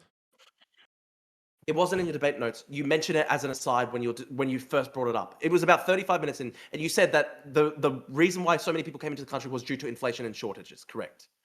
Due to it was shortages is not the same as wage growth. Okay. Shortages Lonerbox, are there's a need for workers, but we don't have the workers. That's a shortage. Okay. Lonerbox, would you agree when there is a shortage of labor prices will go up? Not always, no. Sometimes you can't hire people. A lot of times, yes. And a lot of times, no. Sometimes you can't hire people and those businesses just don't exist. And then sometimes you can have immigrants that come in and they can be, maybe sometimes they can be cheap. Say like the Greek Albanian story from the night. Like you can sometimes have that happen and you can have cheap laborers come in and then they can actually get jobs that would otherwise not exist. And then that allows people to start businesses that would otherwise not exist. And then that can open up new managerial positions for the local population. Economics are complex. It's not as easy as just, if you increase the supply, then the cost will come. It's not like that. That's why Boris himself tried to investigate into wage suppression linked to immigration, and he couldn't find it. That's why that happened. Okay. Can you explain why half of all social housing in London is made up of foreign nationals? Is that a good policy? Surely you have to say that. When you say foreign nationals, do you mean people who have indefinite right to stay, or people on visas? What does that mean? It's people who are migrants to Britain who are living in foreign housing. Wait, in housing. So I need to make sure that you understand how any of this works. Are these people on visas, or how long have they been here? Are they citizens? Are they indefinite right to stay? Some of them may be citizens. Some of them may be indefinite right to stay. It's people who've come to Britain from another country. Or they could literally have got British citizenship and gone on housing, and you've got an issue with that. Yeah, I do, because it's a choice to give people citizenship if they're actually not even able to economically contribute to the country. How do you know they weren't able when they got citizenship? How easy is it, do you think, to migrate to the UK right now? Unfortunately, under the Boris wave, it was too easy. How easy do you think it actually wasn't as easy as you're making it? It must be pretty easy if half of social housing in London is made up of foreign nationals. I have a question for my edification. Social housing is a Just real quick. I don't actually know the requirements to immigrate. Like, what current restrictions, if any, are there on English immigration? Like, if you want to immigrate to England, yeah, tell us what. Well, the overwhelming. What are the requirements? The overwhelming majority of visas, you cannot get social housing basically any welfare when you immigrate. So if you're talking about foreign nationals, like this, a foreign national can literally be someone who's been working here and living here for like 20 years, and then they got laid off. Like that can be, or a foreign national could be the child of a migrant who was here as a dependent, and then they had to go in social housing. The foreign national, so it's first generation born overseas immigrants. Yes, a child can be first generation, and then they can grow up. Yes, that can happen as well. The reason that we have like a high number of foreign, and then they grow up, and then they're in social housing in London. Can you explain that? Why? They, as in what proportion of them? Most people work in the UK. If you're saying half of people, half of all social housing in London is if there's a high number, if there's a high number of people on social housing who are foreign in London, it's because most people, about half of people in London are foreign, aren't they? Like London is a very high foreign population. Good question. Actually, this is a good question. Do you think it's a good thing that white English people only represent 20% of London? 20%? It's about 1/4 or something like that. Last I saw, it was about 45 or something, not 20. Let's get that. Let's make sure. I want to make sure I got the right stat. White English London stats. So white British is 25%, but I think it's white about it incorporates for example Poles and stuff like that as well. White British incorporates Poles. No. I'm saying No. So when you said I'm 40% looking you're at saying this. that the white. So 40. white Yeah. has not white just overall is about 49.6%, whereas white British specifically is 24.9%. Yeah. Do you? I don't think the other half of whites in London are like European whites. That because in terms of how you identify, Okay. I'm pretty sure the way people identify their ethnicity or like identity, they can go with white or white British, and they might still just be British either way. Are you asking me if it's like a bad thing that London is like not White British majority is white? 23%. Again, No, not necessarily. I'm just saying, like, do you think it's a bad thing that London, which was a city founded by English people and has been English for 1,000 years, is no longer now majority I don't know, English? you would need to convince me why that's bad inherently. Okay, you'd have to explain to us why it's good to make that massive demographic change, because the first time in 1,000 years that's Well, I correct. don't That's- support that's happened. demographic changes for their own sake. I support immigration because of economic needs. Yeah, but the immigration results in those demographic changes, and you have to try to explain why those demographic changes are good. Well, in no, a you're country the that one. was No, in a you're the nation for one 1,000 trying to years. prove that there's a problem. I'm standing from a neutral. Well, I'm I think neutral on it- demographics. I think it is actually a problem if the capital city of your country that has existed for 1,000 years suddenly is no longer majority. But why? main You've got to ethnic introduce population. that. You're introducing a positive claim. Why? Why? Because English people founded London, and it is an English city. And it's sad if English people are no longer a majority in the capital that they founded. That okay? Give me an answer. London was founded by Romans, but give me an answer that's not just because, please. Because I'm going to go into this. I think it's bad if English people become a minority in the country that is their homeland. That's a circular I think answer in the again. same way, Why? in the same way that I think it would be bad if Jewish people were a minority in Israel. What? Because they'll get genocided. Like, Well, has that happened? I think there could be a genocide of white English people in Britain in about 50, 60 years time if there was to be a massive rise in the population of Well, Muslims let in me explore that. Drew, why do you think that there will be or possibly be a mass genocide of white British people in Yeah, England I'll explain. for I'll explain in because about you 50, 60 years? What? Why? because Islamic extremists in Britain, there are tens of thousands of them. There are 35,000 people on the terror watch list. They want to kill people. It's very open. They're very open about it. They go out and they kill people. And how many terrorist attacks have occurred already as a result of Islamic extremism? Many terrorist attacks have occurred as a result of Islamic extremism. Like, if you have a young Muslim migrant to the UK go to Manchester Arena at an Ariana Grande concert and just blow up a bunch of young teenage girls for no reason, that is a genocidal act. That is literally an act of genocide against British people. And if that is occurring when the British Muslim population is like 6 or 7%, what do you think would happen if the British Muslim population was about 50%? There would be very scary situations. That's your threshold Like, for calling it. no. Out of interest, I'll explain. if an No, IDF I'll explain to soldier, you. if an No, IDF soldier guns down like a couple of Gazan civilians, or like say 10 of them, in a fit of rage because they're just really mad, like, and they come at war, is that genocide? I mean, in some cases, war crimes can be genocidal in nature. I think, for example, the Manchester Arena bombing, it is not an act of genocide, but it was a genocidal attack on British people. It's not an act of genocide, but it's a genocidal attack. No, I'm saying war crimes can be genocidal in nature. So, for example, if people are murdered simply because of the fact that they are English, or simply because of the fact that they are Palestinian, or simply because of the fact that they are Jewish, I think that's genocidal. I think October 7 attacks were genocidal, Lonerbox. I think it was genocidal. They went through the kibbutzim and slaughtered Jews simply because they were Jews. It wasn't necessarily an act of genocide overall because only 1,000 people were killed, but the attacks that Hamas waged on that day were genocidal in nature.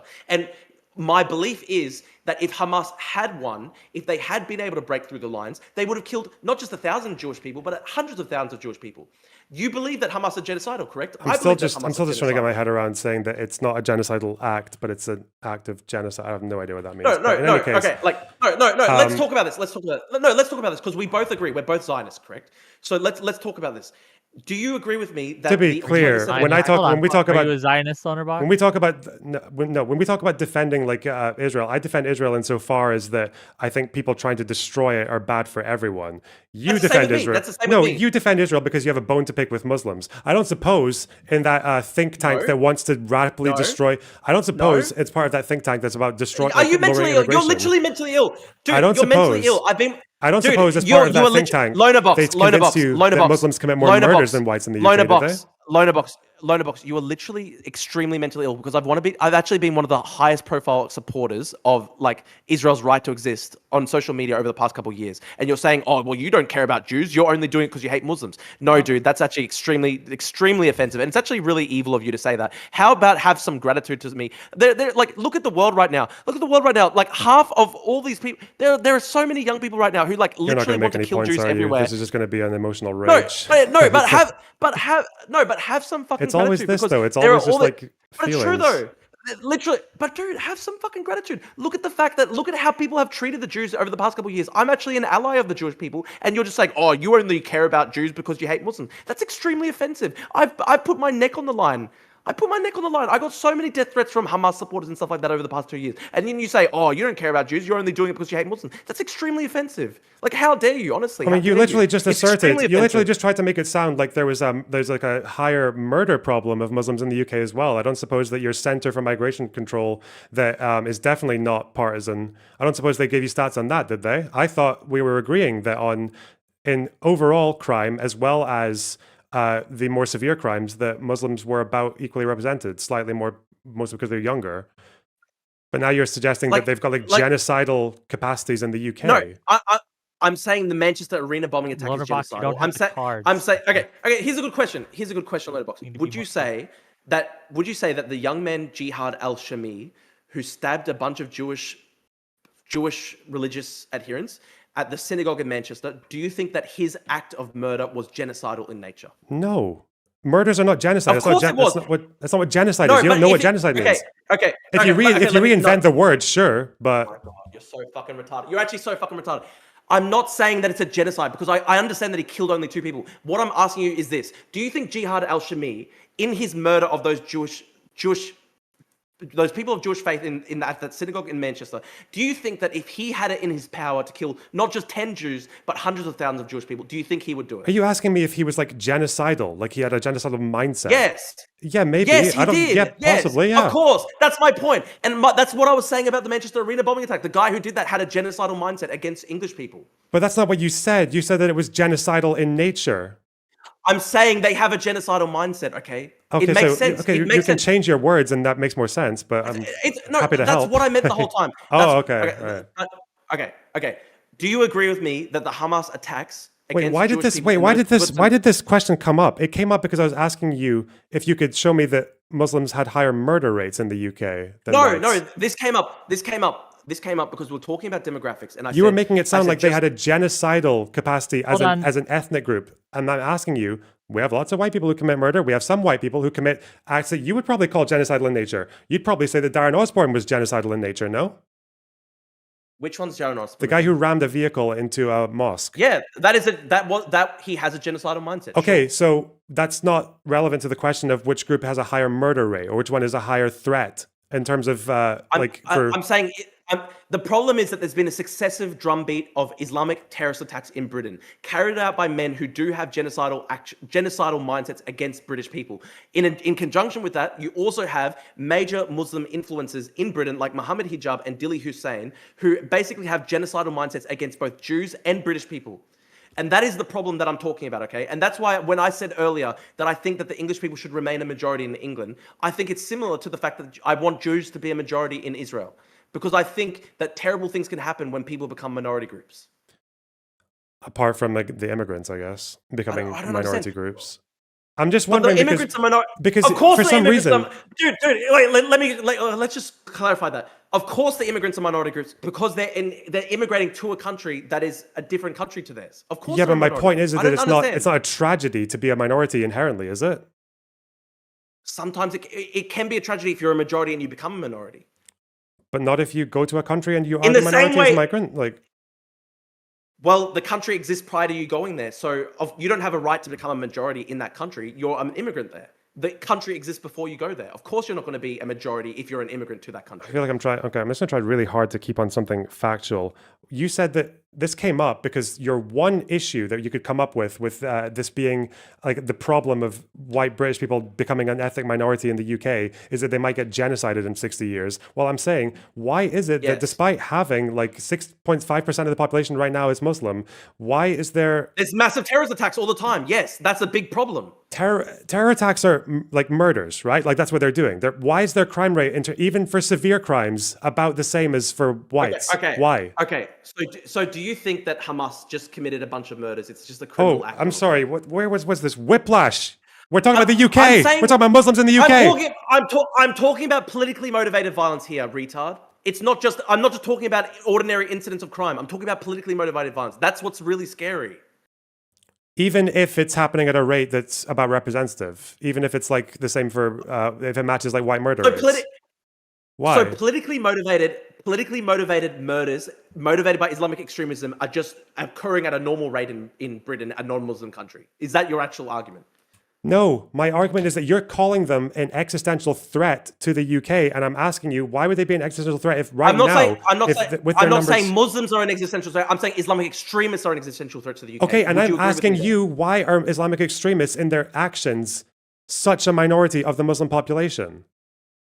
They're not a minority of the Muslim. That's the problem. Look at what happened with the Manchester synagogue attack. There were so many people who justified it and said that it was Zionism. Okay. What percentage? Okay, this is the big problem. Okay, I want to talk about this. I want to talk about this with Lonerbox. You saw this just as well as I did, Lonerbox. There were plenty of Muslim influencers in Britain who justified the Manchester synagogue terrorist attack on the grounds that they were Zionists. Yes. Correct. If you want to have an argument... Would you say that is an existential problem? Would you say that's an existential problem? No, I don't think it's an existential problem. I think Britain has faced far worse. Of course it is. Britain has faced far worse than a few fucking like cringe, like terrorist fucking influencers living in the country. Yes, we have faced much worse than that and survived. You're suicidal. Yes. You're literally suicidal. Dude, you're literally Jewish. You're literally suicidal at this point. You're happy with Islamic extremists living in Britain who want to kill you because you're Jewish. I don't. What do you mean happy with them living here? If you want to have a discussion about paradox of tolerance, that is actually an interesting discussion. The problem is that you're not equipped to have it because you don't even seem to. It is paradox of tolerance. If you want to have a tolerant society, you can't have Islamic extremists in it. So you have to deport everyone who you consider to be an Islamic extremist? Yes, Islamic extremists. Hold on. Okay, I got a question. How many Islamic extremists exist now within Britain? I would say basically everybody on the terrorist watch list. That's at least 35,000 people. Okay. So why don't we just deport those guys, and why deport? Yeah, I'm happy with that. That's literally what I would do. I would lower. This is my policy. I would lower migration by like 90% to allow people who are already in the country to assimilate, and then I'll go forward, and everyone who's committed a crime or anyone who has engaged in Islamic terrorism, who is engaged in Islamic extremism, who are on the terrorist watch list, who have done things like defend the Manchester synagogue terrorist attack, they would be deported. This is a good question. Lonerbox, do you think that Muslim extremists living in Britain who defended the Manchester synagogue terrorist attack, do you think that they should continue to live in Britain, or do you think they should be naturalized and deported? I don't think you should deport someone right away for their speech, no. Somebody who wants to kill you, who literally wants to behead you because you're Jewish. Yeah, there are people who have incited riots and tried to kill people in this country who are locals as well. Yeah, I don't think deportation is necessarily the right answer to that. You can't deport locals. You don't deport locals because exactly they're locals. They're part of the problem. You're always going to have a criminal native element, unfortunately. But it's a choice to have foreign Islamic extremists in your country, correct? It depends on, because if you wanted to have like a huge discussion about whether or not you can be sending people away to different countries where they might get like tortured or killed, or if they can even get sent to any other different countries, yeah, that's a difficult question. But again, you're not equipped to have the paradox of tolerance opinion because you want to reduce migration by 90%. Like that's not just accounting. That's not just accounting for extremists. There's something different going on there. You know, the current polling in Britain is like 80% want like significant cuts to migration and want mass deportation. Yes, and like something like half of people in Britain think that there's more illegal immigration per year than legal. And you know why that is the case? I'll explain to you why. They think that people coming to the country, even on legal visas, are illegals because they look at people in car washes and they go, surely we could not be giving legal visas to people to just do car washing in No, the country. they think that because That's Nigel why. Farage. That's literally why. No, they think it's that not because of Nigel It's Farage in the because people media have is their own evidence dominated of by their own hamming up ideas. what's going on. No. That's what's yes, because Nigel Farage No, goes no, to I'll the explain it to you. coast I'll with his explain it. little No, fucking no. Fisher Price binoculars No. and stares at people on boats all the time, and people think that's the biggest problem because it's dominating the story. Because it's easier You're to see delusional, people dude. coming You're in on boats. This Dude, happened in your country you're as well, in literally Australia. There were more people coming in Yes. by plane than there were coming in by boats, even before sovereign borders. But everyone thought the boats Yeah. were the problem because you could see it, because people could film it and screech about it, even and though guess what? most of it was And guess- coming by plane. Guess what, Lonerbox? And guess what, Lonerbox? I've criticised the Liberal government for doing that in Britain because, in Australia, sorry, the Liberal government used it as a bait and switch because they cracked down on illegal boat arrivals, but they also massively increased legal immigration. And I have a problem with that because I want them to lower legal migration too. So it's not even a good argument against me because I'm literally saying it's a dumb thing to focus only on illegal migration while allowing massive amounts of legal migration. Yeah, to so take what's place. wrong with the, so out of interest then, for the legal migration system in the UK right now, what's wrong with the policies that we as they stand for legal migration? I mean, there are people who are legally getting into the country who are not contributing. Half the social housing. in Let me London- ask you directly. Drew. That's not about the current Hold on, just real quick, standards. Loner. People who are on social housing in London could have been there for What decades. restrictions? Hold on. What restrictions on immigration that do not currently exist for Britain would you put? Like, what specific restrictions? Like, do you have to make Yeah. so much a year? Do they have to wait for do a more severe background check? What current restriction on immigration that does not currently exist would you place to Okay, I'll explain it. gatekeep who gets in? Higher educational standards, higher income standards, Okay, and what also standards? and also very stringent social media background checks. You can't let anybody into the country who's justified October 7, Hamas, all this stuff. Lonerbox, do you at least agree with me on that? What, the checks that we've had for a pretty long time, yeah. No, but would you agree that it would be bad if people were allowed into the country who supported October 7 and Hamas? Yeah, probably, yeah. Okay. But a lot of people have been allowed into the country who do support October 7 and Hamas. Do you agree that's a problem? I mean, if we're talking about someone, if we're talking about some fucking student in Germany or whatever who's made a stupid fucking tweet, I don't really, again, it's a balance, isn't it? You have to balance freedoms. You balance freedom of speech with your security of someone who's said some cringe shit on social media. Again, normally most people, the 99.9999% of people who have quote unquote justified October 7th on their social media will never do any violent crime ever in their life. Right? Okay. So there's a balance there. And you understand this as someone who just cares about liberal values, right? Here's the problem, Lonerbox. Here's the problem. You would agree, you would understand this problem just as much as me, right? The problem is this.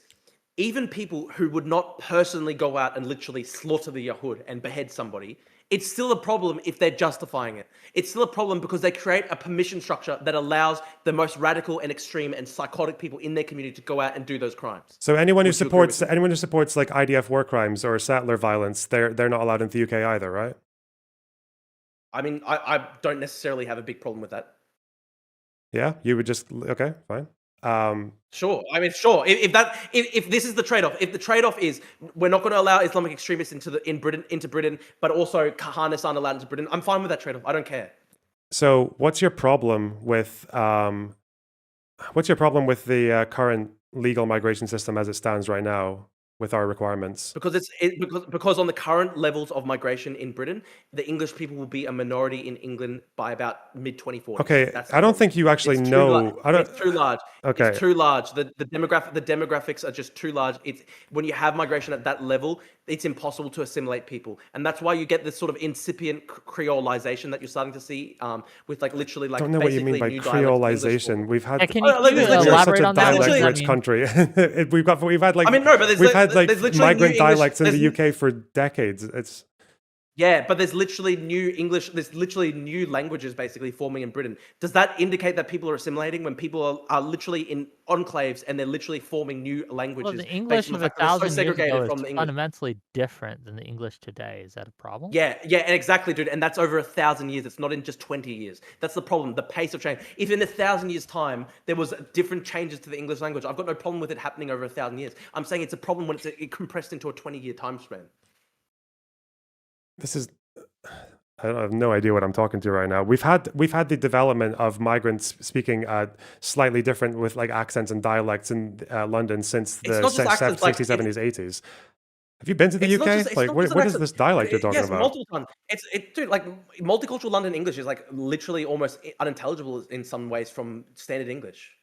So is fucking Ouija speak. I don't. What are you talking about?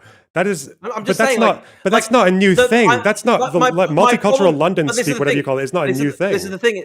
This is the thing. I'm not even. It's not even necessary. I'm not even putting shit on that necessarily dialect, because I get your point where you're saying, well, there's lots of different dialects and stuff like that. I'm not even putting shit on that dialect. The only reason I'm bringing that is to point to the fact that the migration numbers are so large that assimilation is not necessarily occurring. The migration rate is happening at such a high rate that literally new dialects are forming because of the large number of migration. Yeah, but that's the thing. So It's like, it's not- what is this? What is so this this is the thing. complaint? It's like, So- oh, because some of them are speaking complaint- English slightly funny. Like, I don't understand. It's such a non. Are you issue. retarded? Dude, are you actually are you retarded? It is an issue, because when you talk about assimilation, it's people absorbing into the mainstream majority English culture. But when people are literally forming their own dialects because they live in a segregated society, that is not assimilation. By definition, it's not assimilation. So that's They're why I'm literally- asking you. I've looked at the data. There are literally there are literally streets and suburbs in Birmingham where there are literally like less than 1 or 2% white English people in those streets and suburbs. That is a problem. That's not even Why is it multicultural. inherently That's a just problem? sectarianism. Why is it inherently a problem? Because England is a country for the English people. It's just English people because should have a again, it's homeland. just circular. It's just because there's no tangible Okay, anything. Why should I care? Tell me, why should I care more about this than the NHS or about the economic growth or about security and defense? Why should you even care whether the English nation even exists? The English people should have a nation. It's their homeland. I would be sad They still do have a nation. If Jewish people were 2% of it. No, not if there are some parts of like their major cities where they're literally not even 1% of the population. Out of interest, That's not who even do you think is which sectarianism. which demographic do you think gets more privileged in London? Say like economically, familial, whatever. Do you think it's like the English people in London or the Bangladeshis or the Indians or the Pakistanis? I mean, I'm sure Windrush. because of like ancestral. I'm sure because of generational wealth transfers and stuff like that, the white English are probably still the wealthiest. Just in London. because of That's generational just wealth? Well, yeah, but that's because of literally the fact that English people have been a majority in England for 1,000 years. So you would expect them to be wealthier, wouldn't you? Why would they not be wealthier? It's not if just they've because of literally been majority generational English wealth. for It's 1,000 also years? because it is the country that they live in. Is it the country that they're familiar with? Is that they are better? They have more social connections. It's easier for them to make social connections. Yeah, there's a lot of. But that's the point. because I'm it's just their saying. country. But they're a Because it's minority. their country, But they're a dude. minority Because in it's their London. But they're a minority in London, right? And they've got a Muslim mayor. But it seems like they still managed to come out on top. Well, I still don't think London's necessarily a good example of integration and assimilation. Compared to, would you rather it was like compared to where? What city? Like which country? I mean, it's Tokyo. probably better than like Paris. It's probably better than Paris. Like the Benelux of Paris are fucked up, but Yeah. it's not necessarily good compared to, I don't know, like, yeah, exactly, Tokyo. Tokyo like has much lower crime rates, much more social cohesion, and also it is culturally, like, a Japanese person from 500 years ago would be able to recognize the culture of Japan today. Obviously there'd be technological developments, but the culture would be roughly recognizable. Whereas somebody from 500 years ago, in We're England like would not less even than recognize 100 years off of imperial Japan in terms of recognizing the culture. Japan's changed quite a lot, even in recent history. They would not recognize the Japan of 500 years ago or feel comfortable in it. Like, hold what on. the fuck? A Japanese guy like- from the Japanese guy from the 1930s coming to 2025 Japan would commit seppuku. I mean, they would be like, no, they wouldn't. "This No, they country's wouldn't. just Dude, done." there's still the essential cultural continuity of Shinto as the majority religion. There's the essential cultural continuity of the language, of the demographics. They look around and the country is still ethnically Japanese. Whereas somebody who was ethnically English, who came to Look at all England, the anime who came to shit, London. and it'd be like, Okay. Here's a good question though. Imagine you could transport Shakespeare 500 years into the future, and he's walking through Tower Hamlets. Would he think that London had been conquered by a foreign nation? Conquered? Yes. I don't know what he would think. think He would be so far removed from like 50 billion different. He'd probably be looking at the tube and being like, "Wow, it goes so fast." Yeah, I don't know. Would you think he'd rather? I think he would do you think, probably. Do you think Okay, he'd rather live in all? Do you think he'd notice, rather live in all white English England or today? No, that's not even necessarily my argument. I'm just saying he would probably be pretty surprised. Well, no, because it does. Because it seems like you want to put. The demographics of London have been terraformed. It seems have like been completely terraformed. It seems like you want to put our economic well-being and our healthcare system and our welfare system. You want to put that behind the demographic and the aesthetic of the country. Not even the aesthetic of the country, just the cultural continuity of the nation. What It is more culture? important. I have a I'll explain question to you. for Lonerbox. I'll explain to you. I'll explain to you. I'll explain to you. Just I real quick. think I'll explain to you. Okay, explain real quick. Then I have a question for In the Lonerbox. And I have a context question for you. in the context of Australian politics, for example, I care more about the fact that in 60, 70 years' time, my children would live in a culturally recognizable Australia. I care about that more than, for example, debates over whether tax should be raised 2% or lowered 2%. Because the essential cultural continuity of the nation is something that's very important to me. And I think it would be bad. Like, do you think... Or about whether or not we can have a functioning healthcare system for our old people? Okay, Lonerbox. What do you think is a more important question in Israeli politics?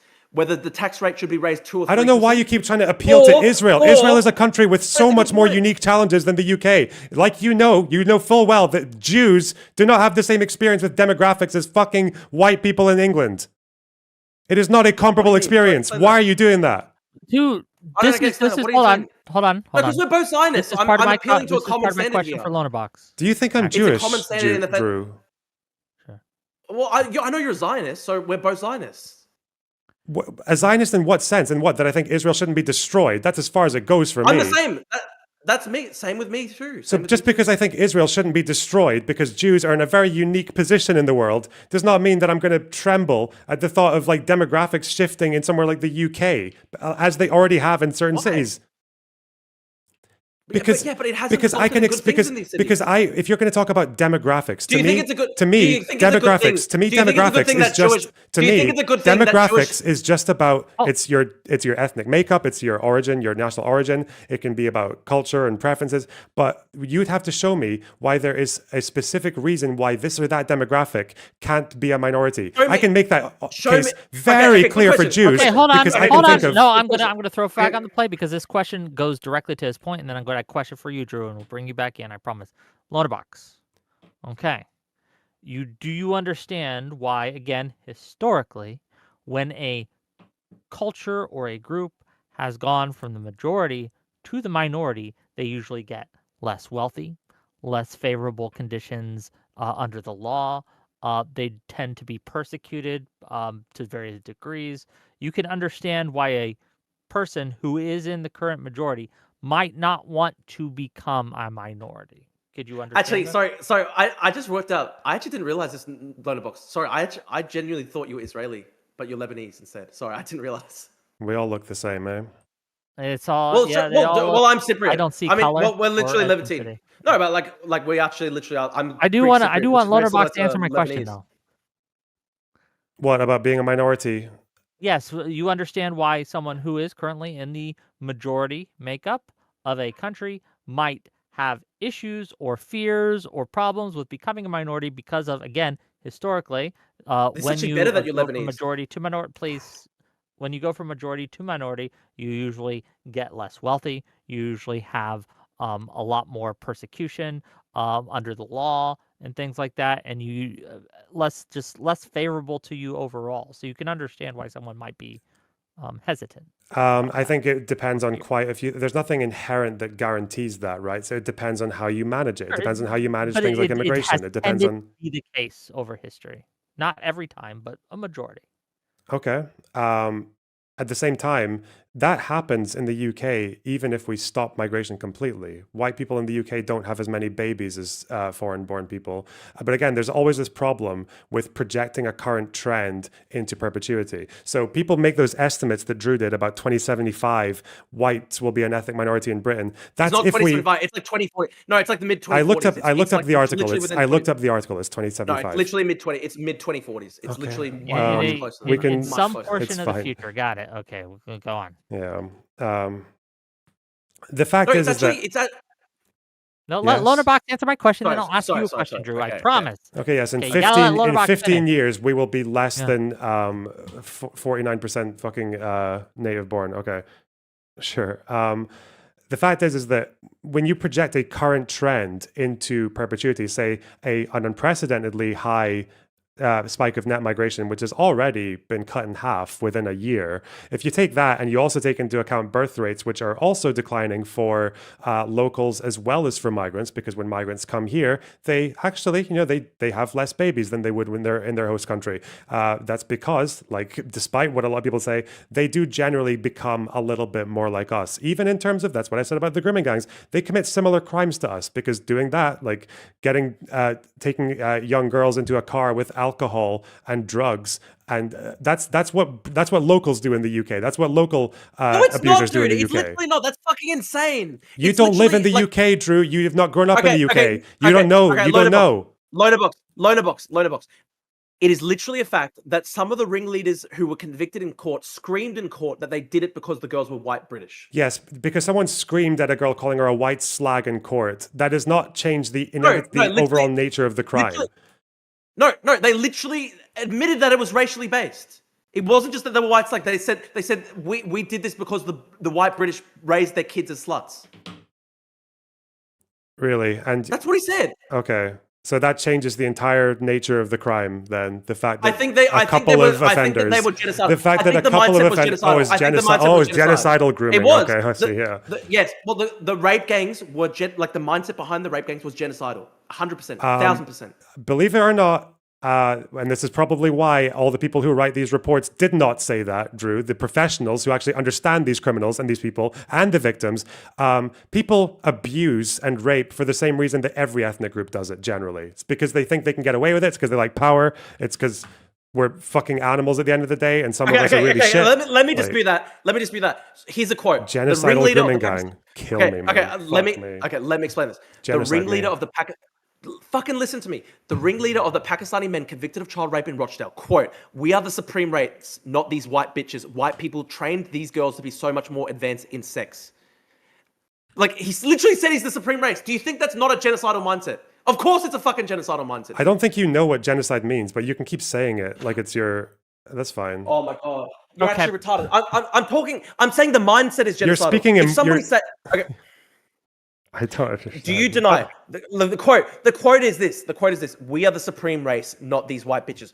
Do you think calling yourself the supreme race in the context of raping somebody is a genocidal mindset? One of these days, I will stop being randomly purity tested by fucking idiots who don't know what genocide means. But I'm giving you a good example. You can't answer. You can't answer because I'm fucking right. I'm right, so you can't answer. No, I don't think that's what genocide is. That's not what the crime and the category was ever created for. That's not what it was enforced for. I'm saying it's a genocidal mindset. It's genocidal in mindset. Okay. I'm not saying it's genocide. I'm saying that the mindset behind it is genocidal. Because he said he's the supreme race. Isn't all bigotry then genocidal mindset to you?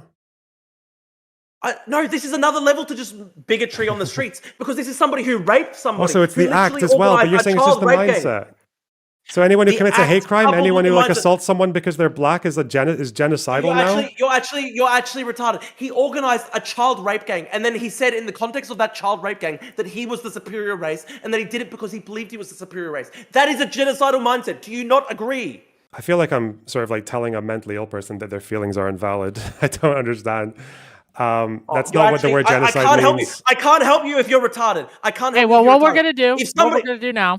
Okay, no. Let me ask one question. Okay, Lonerbox. If a white British person carried out a rape gang targeting people of another ethnicity, and then he said in court, "I did it because I believe that I am the superior race, and that we're the supreme race, and that we are entitled to do it," would you say that the mindset behind that is genocidal? It is so fucking obviously genocidal. Do you think I'm going to flip my answer because you made the offender white? But it's true though, dude. If a white guy did that, if a KKK guy did that, okay, fucking facts. If a KKK guy did that in the South, in the United States South, in like the fucking Jim Crow era, and he literally said, "I'm raping people because I believe I'm the supreme race," everyone would say that guy's fucking genocidal in his mindset. So if someone rapes a woman because he thinks that women are like kind of objects just to be used for male pleasure, is that genocidal as well? I'm talking about the fact that they brought the racial element into the equation means that their mindset was genocidal. So if it's racial, it's genocidal, but not if it's on gender or on ethnicity or nationality or religion. Do you agree that the rape of Nanking, when the Japanese soldiers raped people in the city of Nanking, it was a genocidal act? It was basically born out of a genocidal hatred towards China. Yes. Why do you think that's different from a groomer I'm committing saying, a domestic crime. I'm saying that a Pakistani ethnic supremacist who literally declares that he's doing rape gangs in the UK because he believes he's the supreme race, that is a genocidal mindset in the same way that the rape of Nanking comes from a genocidal mindset. Okay, yes, the groomers are genocidal. What changes exactly? I'm saying that the mindset behind No, the what guys who change? did Why is this- that concession so important to you? I'm just curious now. Of course it changes, because if there are people Why doing does that change? genocidally... Because if there are genocidal motivated rapes in Britain, I think there's a big problem if white ethnic English become a minority in their own country. Because there are people who are carrying out rape gangs in Britain against white English kids based off a genocidal mindset. So I therefore think it would be bad if white English people became a minority in their own country. Okay. I do want to. That's get true. super- What's wrong with that statement? Tell me what's wrong with that, please, Lonerbox. I Nothing's do wrong want to with get it. the super chats real quick, and I got to make a little money. So if you have a question or a comment for either of these two gentlemen or for me, please send in your money. Helps the stream, keep the stream up and running, all that stuff. Here's $5 from Lawson Harrison to say, go eat your mound of cornflakes. So thank you for that, $5, I suppose. $10 from Fancy Teeth to Drew. Admit it, Drew. You don't care about the crime itself. You care about the perceived affront to the quote-unquote soul of Britain. You are projecting on the victims. Do you want to respond to that? Yeah, I'll respond to that. The leader of the Pakistani rape gang in Rochdale said that he did it because he believed he was the supreme race. He has a genocidal mindset. So I therefore think that racially motivated rapes against children in Britain because they are white, I think that's a really negative thing for a nation.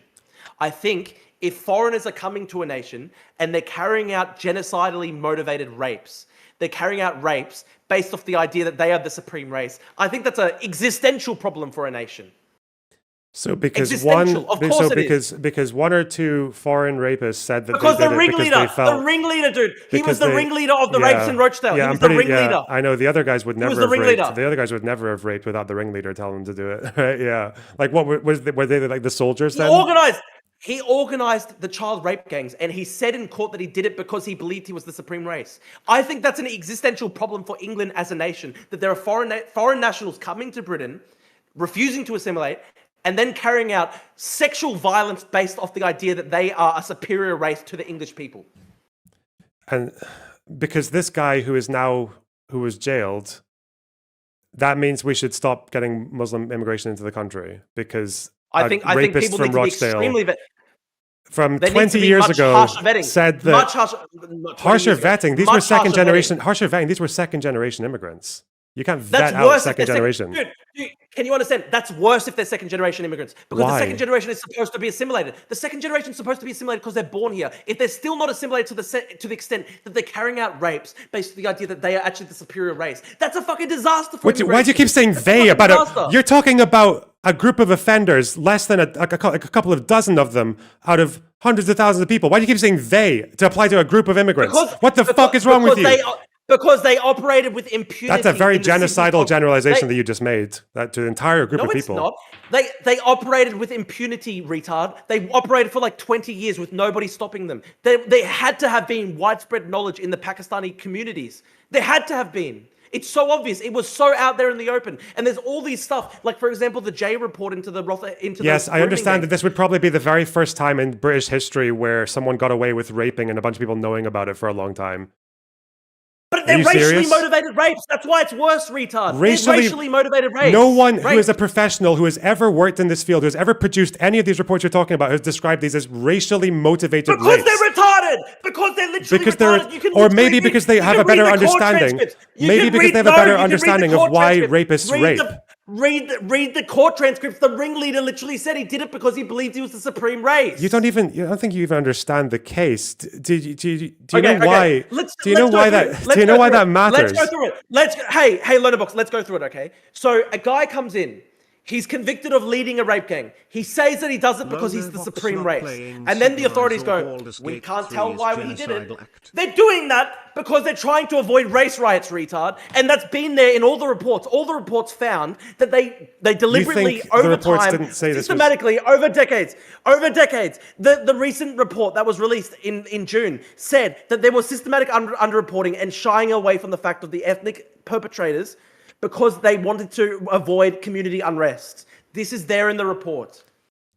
to avoid community unrest was to do with publicizing the case before everything had been pulled together. No, not even to before do that, with. even You before. think? No, wait, no, that's wrong. You're That's lying. wrong. You're Even just no, lying no, about the no, report. no, You are not no, going to no, tell you're me. lying. You are not going to tell Hold on. me. Both of you lying. shut up. Both of you shut up.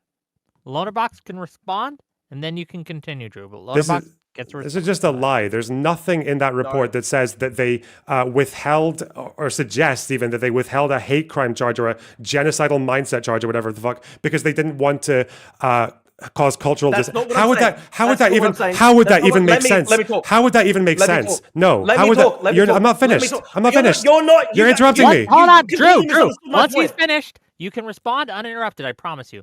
Finish your statement, Lou. Loner. Finish your statement, and then Drew can respond. Sorry to interrupt your interruption, but no, the reason that Jay and Casey and all these people who do these reports have never said that they did this because of a genocidal mindset or because it was a racially motivated rape. The reason that they don't say that is not because they are trying to de-racialize the issue. Why would that make any sense? These reports are literally the reason that you know that people avoided the case because they wanted to avoid race riots. That report, the Jay report, calls out the council for being too overly sensitive about race issues. No. That's what the report says. That's so my why point. would Jay? That's So my why would Jay not say that this was a genocidal act if it actually was, or a genocidal mindset, or a hate motivated crime? It makes no sense. Why would Jay not say it? Okay, let me Okay, explain. now you can respond, Drew. Go ahead. Okay, for fuck's sake. The reports found that for these crimes were known about in the local community for a very long time, and police shied away from even charging people and dealing with this crime because they were scared that they would be race riots. So the reports show that there has been a systematic problem whereby, in order to avoid race riots and community tension, the British authorities have essentially looked the other way.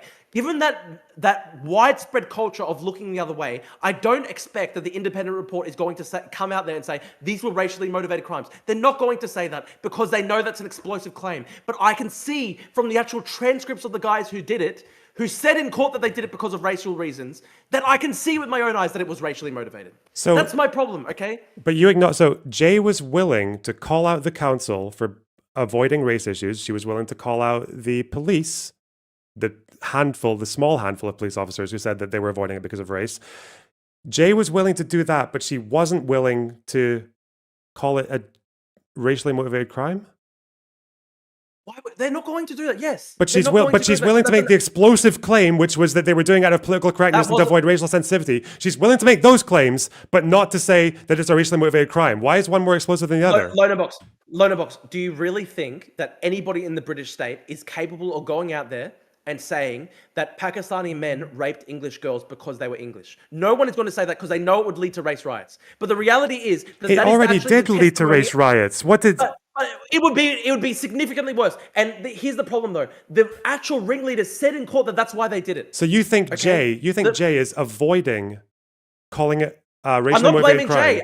I don't think anyone could say it. I don't think anyone could say it. Why? I'm not blaming Jay. Because what? Because it's too explosive. So why did she write the report at all? The report was explosive. The report called out racial sensitivity.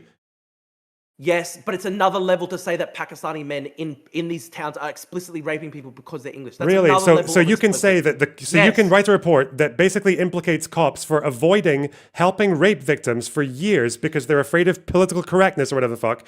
She's allowed to do that. She's allowed to also give a billion other reasons in that report for why they neglected those victims. I don't suppose you know what those other reasons are or care about them. Do you actually? Do you know? Since we're off of the... Do you know why?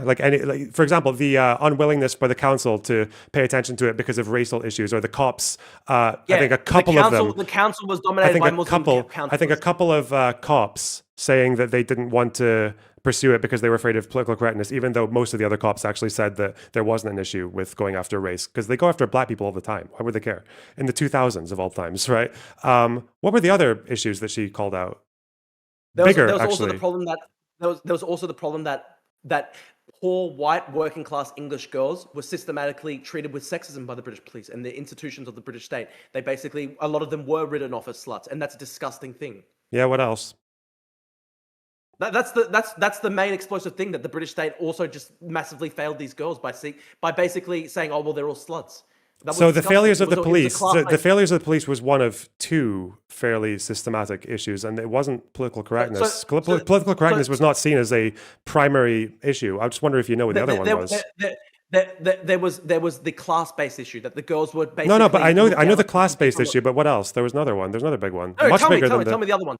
Why do you know? Okay, the fact that you don't know tells me everything. Tell me. No, They because I haven't read the report in 6 months. Okay, that's why I don't know it off the top of my head. Well, it gets a lot more pages and words on it than the fucking political correctness thing does. But anyway, it's about how I read the whole report. It's I about read it how 6 there months was a ago, so I failure don't of know. councils and authorities to build any bridges or outreach options for victims. The fact was that cops occasionally did look into those communities. The problem was that they had no idea where to go or who to speak to, and there were actually women in that area, specifically women, who did actually want to make contact and did have information, but there just wasn't enough of a connection or like an outreach place there wasn't any safe places for victims to go. No, and that's why one of the you can call the people who made the report that you are relying on coping, but it is a fact I'm saying that in these communities, it's a helpful report, as it is actually the case for quite a lot of people, is that the issue with foreign communities, like you say, communities that are a bit more insular, a bit more enclosed, but that we know less about them.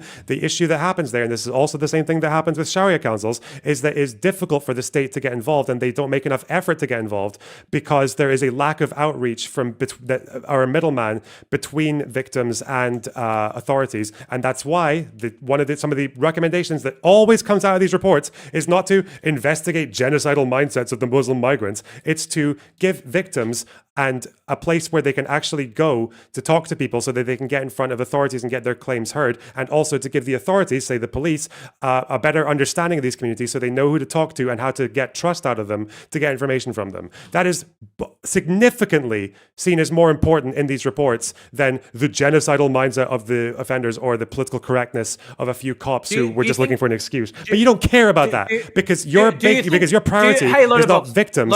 Your priority is making the Britain more British. Whatever the fuck that means. Lonerbox, do you think that there were any cultural problems in the Pakistani community that perhaps led to their overrepresentation? Way to just dodge the fucking point completely. But yes, of course there are Yes, of course there are problems in certain immigrant communities. Yeah, of course there are. One second. Sorry, I dropped something. Okay. What did he drop? I don't know. Been a spirited debate. Oh, also, Wick, in case you were wondering, the point of that reference of him talking about like raping his victim because of they're white and they're more submissive or like more sexually available. That's because the profiling of these grooming gangs was to literally JCPOA the other one of the original studies from 2010, they separated these gangs into two groups. There was one which was the pedophile rings who specifically targeted kids because they were underage, like they had a specific interest in children. And then there was type 2, which was the most of the Muslim grooming gangs fell into, which was sexual opportunism. So when he's saying that like we went after them, these people, we chose them because like they're white and they're like slags and all that shit. Like the reason that was brought in was because the typical profiling of these groups is that they are sexual opportunists, that they would go around in cars mostly at night and offer young girls like alcohol and drugs and favors and gifts and try to like woo them in so that they could eventually start like abusing them and taking advantage of them. And obviously when they were out at night, the people who they typically had access to because of demographics and also because like Muslim parents are more strict and everything, the people that they had access to were white girls. That's why that comes in. It's because they were seen as sexual opportunists. That's what professionals assess them as. But anyway, sexual opportunists, but genocidal sexual opportunists. I'm so sorry. Yeah, they just missed that. Well, literally, the ringleader in Rochdale literally said he did it because he believed he was the supreme race. Are we just going to ignore that? That's a pretty explosive thing. Why is it a pretty okay, whatever. I have more. I don't know. There must just be no other. Let's go through this for a second. Why is it an explosive thing that the ringleader of a child rape gang in Britain said that he did it because he was the supreme race, that the Pakistanis were a supreme race over the British? Why is that an explosive thing? I wonder why that is politically explosive. Yeah, I know. I can think When of no foreign other. migrants- I can think of no other reason that men would rape. I can't think of any other like more pressing reason that they would do that. Okay, here's a good question. So there was one really, really horrific incident in the grooming gangs. It involved a young girl who was raped by a Pakistani grooming gang.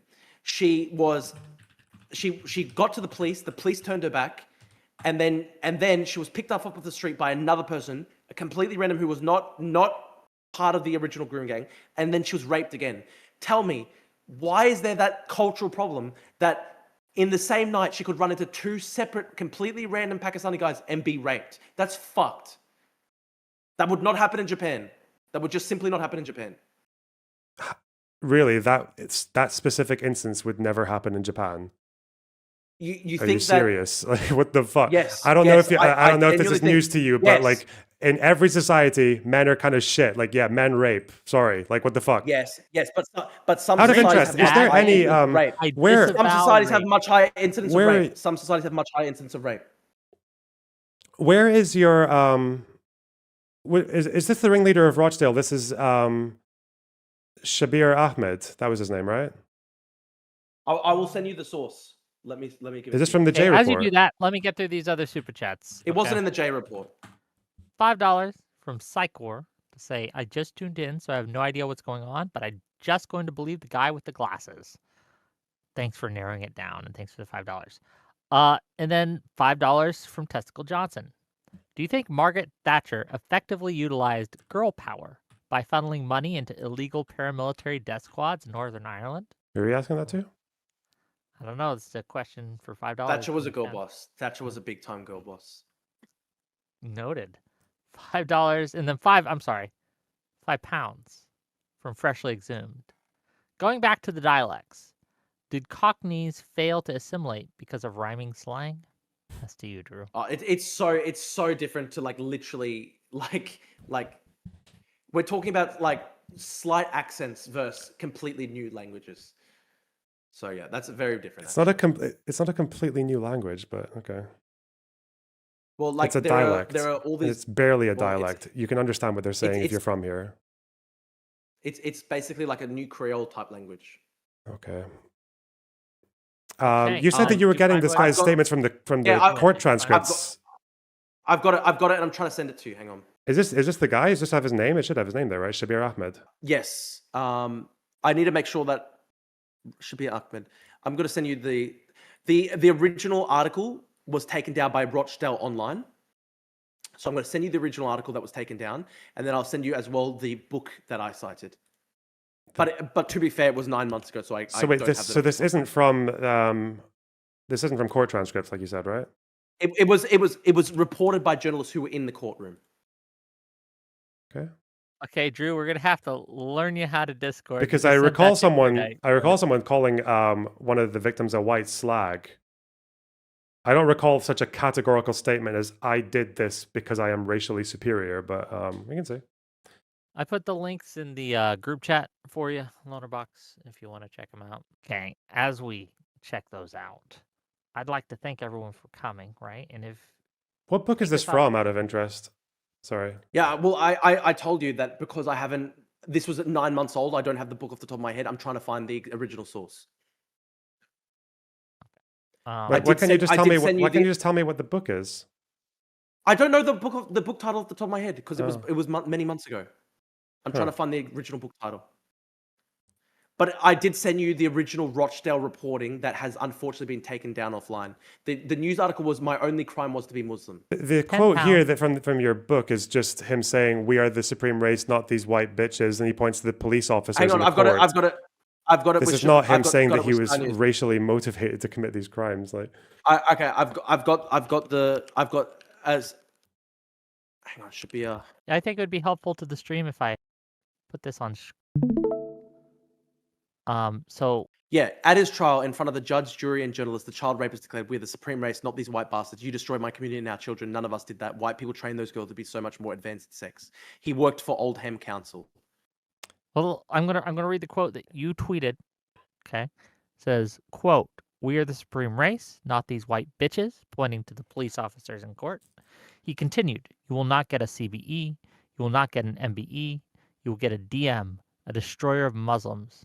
You were born 1,000 years too late. You fucked my community. You destroyed my community and our children. None of us did that. White people trained those girls to be so much advanced in sex. They were coming without hesitation to Rochdale, Oldham, Bradford, Leeds, and Nelson, and wherever." He said the jury in Liverpool has been taking instructions from BNP leader Nick Griffin, and later pointed to Rachel Smith, who prosecuted both cases about the Crown, saying, "I curse you at night. I curse you and your family. You will understand," pointing at Judge Kokar. "I curse the juries. I curse the media. And most of you bitches, your family will get it." That's So it sounds like it also says, first of all, he's not actually saying I did this because he's not like declaring a motive for a hate crime. And this it's is it's so- also not to mention that it so says obviously. it also says one So of those obviously. convicted addressed. It doesn't even say that this was the leader. So you lied about two things there. I don't know why you can't just quote I something didn't lie accurately. about it. You did. You embellished No, it. You it's not a lie. literally It's added embellished. in words. Look. What are you talking about? No, it didn't. No, this is reported in multiple news sources, and I'm sending you the news sources right now. Manchester Evening News. The original article was taken down by Rochdale Online. What, did they quote something different besides this? Did they actually quote the ringleader and not No, one the of quote those is the same. convicted? The quote is- So the why? quote is the Okay, so same. if the quote's the same, why you think this quote demonstrates like genocidal mindset and that this is a hate motivated crime rather than a sexual opportunist motivated crime? Well, this is what he said. Answer the question. Is this He point said to that you? he said Does that he this was the point supreme more race. to He you? said that he was the supreme race. So He really, said that he you're was the so supreme you're race. asking. He So you're said that he was asking. the supreme Yes. race. So you're asking this guy, why did you rape these vulnerable women? And you're taking this quote and you're choosing between he did it as a sexual opportunist or because he felt like he was in service of his racial superiority. You see, you can't even let me finish the sentence. Here's the judge in the Liverpool trial. Clifton dismissed the gang claim that there was no racial or cultural element to their crimes. He said one of the factors leading to the abuse of their victims was the fact that they were not part of your community or religion. What's there the you go. context of Even the that judge quote? said it. You don't even know the context. You don't know the context of that quote. Even the judge said it. Okay. Even the judge Yeah, said you can it. keep I'm sending it repeating to you. yourself, so I'm just going to tell you what the context of that quote is because you don't know what it is. You don't know what the context of that quote is. The context of that quote is, as I mentioned earlier, from the J report and everything else. It's when they're mentioning the fact. No, this that was Clifton. I'm This talking was the about. judge. This was the judge who sentenced Shabir Ahmed. I'm talking The about a judge who sent- report that is talking about the case. So can you let me talk? Okay, but I'm just saying though, the judge who sentenced Shabir Ahmed. Yes, the I guy know who the judge reported said that. You supreme just race don't thing. seem to understand The why judge he said said it. that. The reason that was said and the reason that's why they are categorized as sexual opportunists is because when they were doing what they were doing, they were driving around, they were looking for girls to prey on. They did it at night in a place where most of the people were white and where Muslim girls or other groups, other ethnicities were mostly going to be indoors at that time. They were sexual opportunists. They targeted those people because, yes, you're right, they looked down on them, but also because they were there. That's why. It's not minimizing, by the way, for chat. I've got it. I found the source. Manchester Evening News reports that it was him, Shabir Ahmed, who said that the rant in the trial. We're not talking about the source. We're talking about your inability to process information. We're talking about the fact that you are so desperate to act as if this guy wouldn't have done it were it not like a white victim because it's motivated by racial superiority as a hate crime would The judge said that. The judge did not say that racial element is not the same. A racial element is not a hate crime. Why didn't the judge make it a hate crime? I don't know why the judge didn't make it a hate crime. All I know is that the because maybe that would be too explosive. He could say it's got a racial element. Maybe it would be. Well, maybe it would. I mean, Shabir Ahmed is already back on the streets, isn't he? He's not. He got. How long did he even get? Like these guys weren't necessarily given the book. I was jailed for 19 years, but he's going to be out. He's going to be out in about 8 years. Like he's already going to be out in about 8 years' time. So is that an immigration issue or is that a criminal justice issue? Actually, hang on. 2013, he was sentenced 19 years. So yeah, he's literally going to be out in a couple of years. So you're saying, oh, how come the judge wasn't harsh enough to make it a hate crime? Well, the judges have been pretty weak on them anyway. What? And I've got the quote. Wait, pretty weak compared to what? You understand that in the UK, our life sentences are typically short, right? 7 years. Wait, where? Sorry. Article maybe I right read the here wrong. says the judge says as he jails Rochdale sex gang for 77 years. Oh, no. So that's the cumulative total of all the people. So it's 77 years across like 20 people or 15 people, however many people were involved in the Yes, in the Ahmed gang. was given 22 years, and I think it was like 2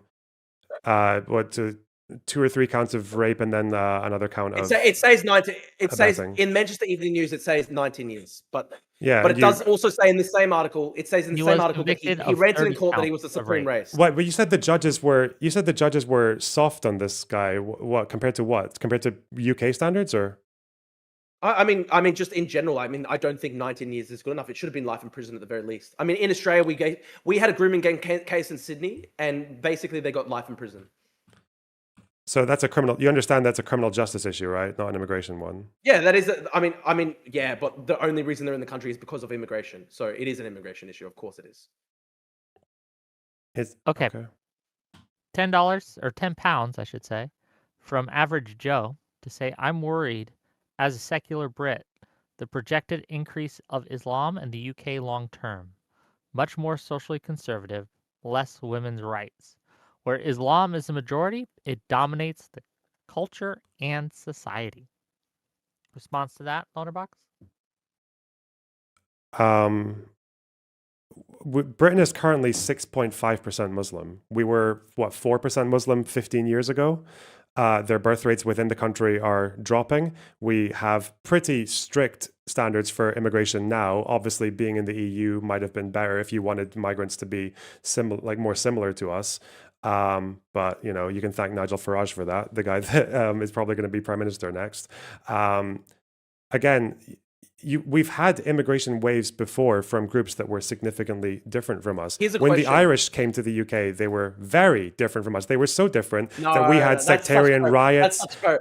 They were literally perceived as a. There's so much worse. It's so much more culturally. I'm just gonna keep talking because you're just going on an emotional rant because you don't know what fucking. Even when I made that joke about sectarian violence in the UK and you acting like that's new, and I laughed, and you didn't even know why I was laughing. You clearly don't know anything about this country that you've just taken an interest in. No. I'm talking about the immigration waves from the fucking 1800s. Okay.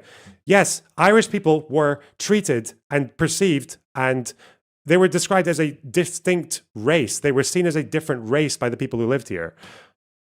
Okay. I still think that Islamic migration to Britain is much more culturally dissimilar than Irish migration to Britain. So if even Irish people seen as irredeemably foreign, it took 200 years for them to assimilate, then how do you think it's going to work with Somali Islamic extremists? Well, it didn't take 200 years for them to assimilate. And also, I'm still yet to see the evidence that any majority of British Muslims are not assimilated.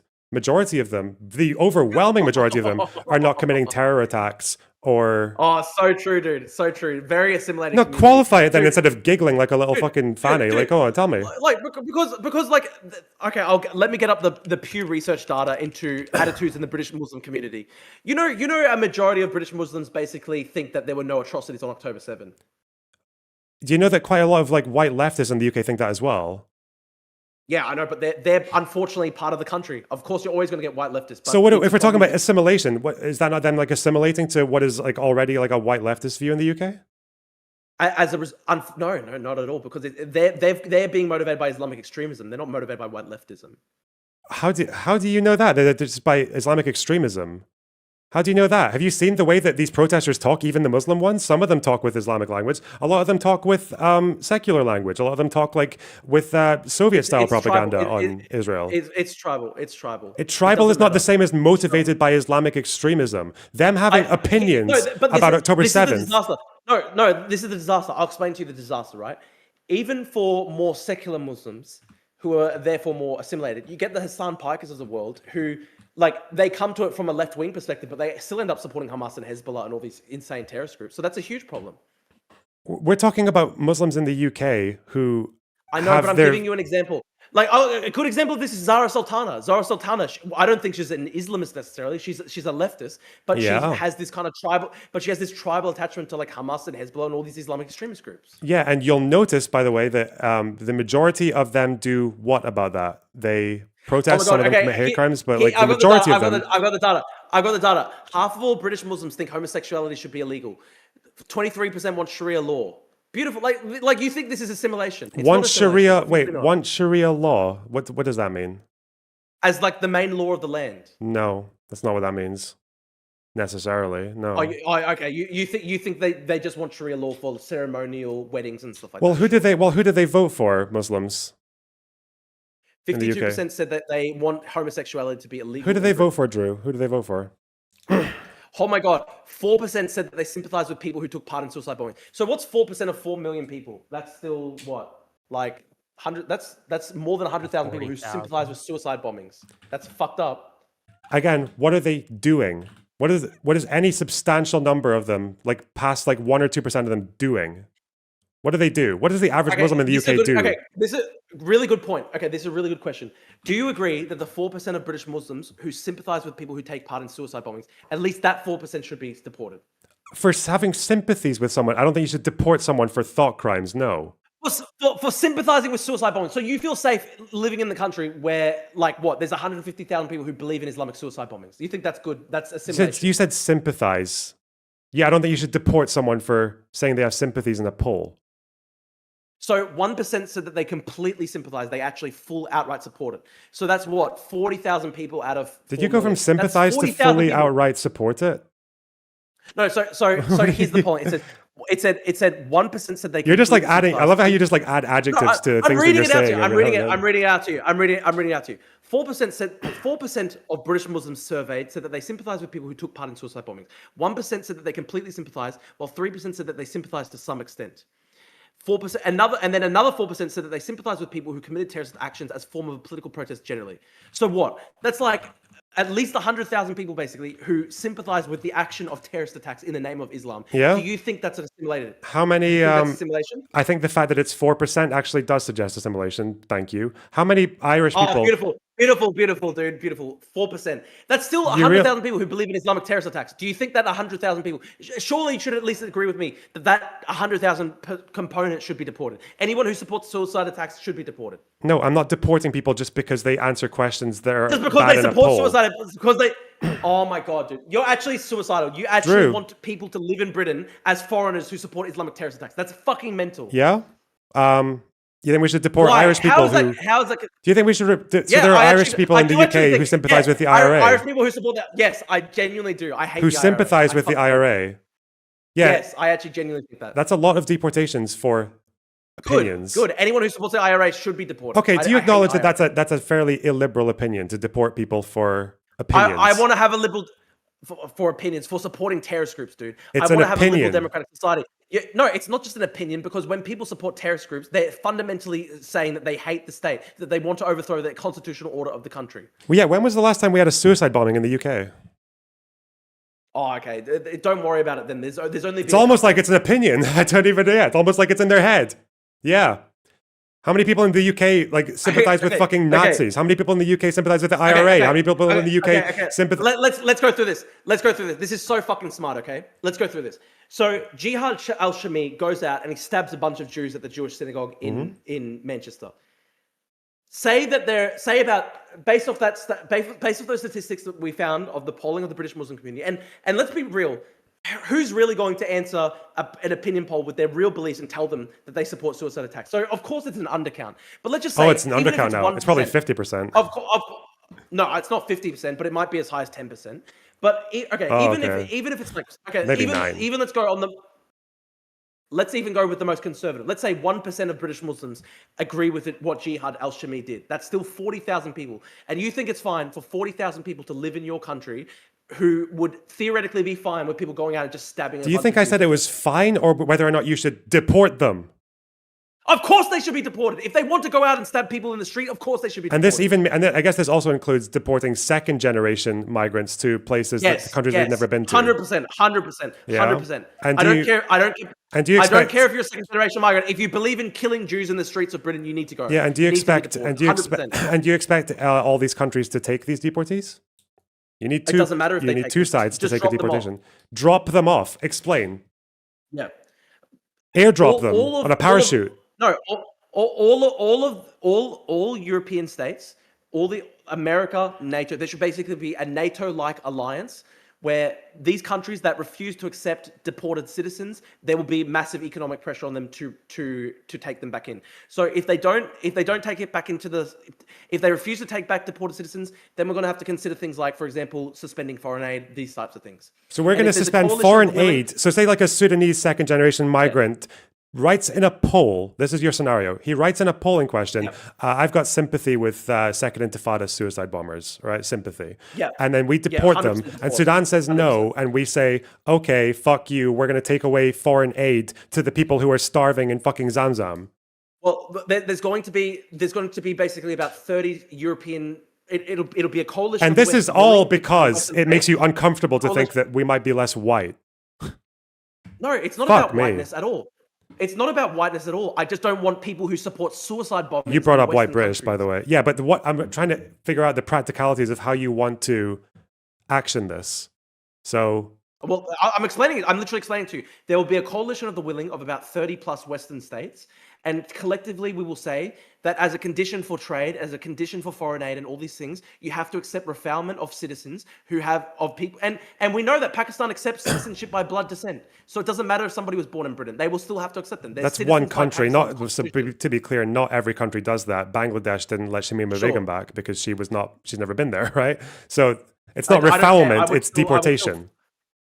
Deportation, if you also, have to deport them to third-party countries. You're not getting you're struggling to get coalition of the willing for any Western group right now. So let's just make it about the UK. It's just the UK with our limited power in the world doing this. It will be a coalition of the willing. Wait, we're talking about British policy right now, okay? Let's say it's the UK. I'm saying this.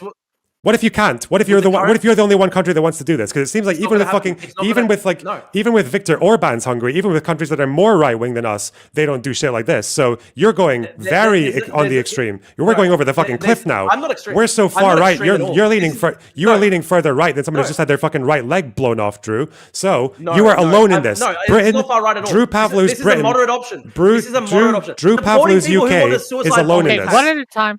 Okay, let me explain. Deporting people who agree with suicide bombing attacks in the country of Britain is the moderate solution. Which country does this? Which country deports people because they answered a question in an opinion poll? What's the extreme solution? The extreme solution, I don't want it to happen. The extreme solution will be, if it keeps on going on this way, there's eventually going to be horrible violence and civil war, and I don't want it to happen. So I'm presenting the moderate solution. So the extreme solution is to kill them. No, that's not what I'm supporting. I hate that. I don't want that. I'm saying that's what the extremist psychopaths want to do. I don't want that. I'm just saying let's have deportations before civil war breaks out. Okay, do you acknowledge that no Western country is currently doing this? Yes, but it will be happening over the I need you to engage with me like an honest human being and... Yeah, it's going to happen over the next 10 years. I need you the winds are shifting a lot. The winds are shifting a lot. Look at me. I changed a lot over the past year. Because people were mean to you on Twitter. I need you to address me like a real human being. I need you to engage with me like a real human being, Drew, and tell me if you were just the UK and you're the first country, you're leading by example, how do you do this? You work with all the European countries. No, they're saying no, they're not doing it. Just the UK. No, that's a stupid theoretical because it is actually happening. Okay, wait. So we can't. So are you refusing to answer that? Are you refusing to answer that because the UK couldn't do it? I'm explaining to you. The right wing shift is not just alone to Britain. It is happening all across Europe. There will probably be a Le Pen government soon in France. There's going to be a coalition of the willing between multiple different Western countries that will agree on mass deportations of Islamic extremists. We already have right-wing countries that do that aren't doing this, though. Orban's not doing this. Poland had Kaczynski's government. He's not doing it. Well, they don't even have Islamic extremists in those countries because they don't have any Muslim migration at all. They do have a non-zero number of Muslims in those countries. So I know, actually, Hungary had quite a lot of Muslims passing through that country, and some of them stayed. So. It's extremely small, as we both know. Well, we know the thing is, we know what Hungary did, don't we? We know that when they had asylum seekers and refugees coming through Keleti station, we know that Orban actually just kind of nudged them on into Germany to the west with no vetting, and one of them carried out the Bataclan attacks. One of them was actually recruited because he was stranded because he wasn't vetted because Hungary did what you want to do, which is to just make it someone else's problem. No, it's not Hungary's responsibility to vet them. It should have been done as soon as they entered the EU. It should have been done there should have been a European-wide border force. That's what I think should have been done. Well, Europe can vet people, but since they didn't, they were in a country where the government had the power and the capabilities to do it, or to just make it someone else's problem, right? Because Yeah, I think I don't even like Victor. I that's don't like the Victor Orban. because I that's don't the like reality. Victor Orban. Because that's the Lonerbox, reality. Lonerbox, I don't Yes, even like Victor but Orban. I don't even like the Orban. what you don't understand though is that we have a European Union, and the European Union did not like having a bunch of Syrians coming into the continent in 2015, especially when a bunch of these governments that were liberal had to deal with this because they were going to get kicked out by right wingers. They understood that this was a problem for them. You still got fuck all cooperation from them because that's what will happen. And when you've got your deportation policy, you will also get fuck all cooperation, which is why I'm begging you to tell me how you would do this as the UK without other European countries helping you. Because 2030 is different to the year 2015. It's just true. It's just true. Because you can predict, you can predict 10 years or 5 years into the future. It'll be fine. It'll be fine. It's going to keep. Yeah. It's going to keep. Okay. Do you think that things are going to get better? It's not going to get better. I think we're not going to have an unprecedented cooperation of European countries who are all going to sanction the shit out of their trade partners and their countries that they're often allied with, or even like Commonwealth countries, because they won't accept people getting deported for answering questions in an opinion poll, for taking like millions, that would be, of deportees, if we're talking about Europe and America as well. Yeah. I don't think that's going to happen. I think it's reasonable to assume that's not going to happen. So I'm just trying to say, let's assume one country does it. That's a radical claim. I think Islamic extremists are going to be deported. And you'll have to explain to me how the current situation of letting 40,000 people remain in your country who support Islamic suicide bombing attacks against you. I'm not letting you slither away from this very simple question. I am asking you. Just explain how that is. Stop it. You're slithering. You're refusing to answer a very simple question. Both of you, Drew. Explain how it's a explain how it's a status quo. Drew. I would like you to answer Lonerbox's question if you could. I think it's going to happen. I think it's not going He's to not going to do it. What if it doesn't? Engage with the hypothetical. What if it does not? What if it does not meet the threshold, like for various reasons, no one else wants to sign on to this plan? In that case, maybe you'll have to pay maybe you'll pay a third party country to take them in. And maybe there'll be some. What country are you going to pay to take deportees who have never been to the country? Yeah. And you said you've deported them because of Wrongthink, basically. If we're not Wrongthink, they're people who support suicide bombing attacks. Okay, Drew, I have a question. I'll explain to you. Drew, I have a question real quick. Egypt is always keen to take in people who... Hold on. Both of you, please. Drew, okay. You pay a country, you say, what country is going to take these immigrants and these deportees from us? Russia raises its hands and says, we'll pay you, right? You can pay us, and we're going to send them as fodder against Ukraine. Do you take that? No, that's a stupid theoretical. Obviously, I'm not. Oh, that's a stupid theoretical. But the coalition of the willing that's going to do an unprecedented policy of forcing their allies through sanctions to take deportees because they answered survey questions. Okay, basically the policy. Wait, you're the one who's being unreasonable here. Can you explain, Lonerbox, how it is a justifiable situation to have 40,000 Islamic extremists in the? I feel like I'm just playing fucking world builders now at this point. No, just explain. Why there are 40,000 Islamic extremists in Britain who support suicide bombing attacks against Britain? Just explain because why they're here because we need immigrants, and some of the immigrants are bad. Yes, and because some immigrants are bad, you cannot take any section of any population and have them all to be fine. You're always going to have between 1% and 2% of them who have problems, which seems to be all it is with Muslims in the UK. That's why you've got 40,000 out of 4 million people. Yes, and also because you cannot deport people because they answer questions you don't like on an opinion poll. That's so funny. You actually think that it's an acceptable rate for about 1 in 100 people that you bring into the country to support suicide bombing attacks against you? You think that's an acceptable rate? That's fucking unhinged. Go out to one of these post-industrial English towns and go to one of these poor English white working class towns and say, hey, listen, 1 in 100 of the new immigrants we bring to the country might be suicide bombers one day, but we can't stop that because we need immigration. Wait, might be suicide bombers one day. Again, opinion polls. That's what we're on right now. We have not. When have we last had a suicide bombing in the UK? We haven't.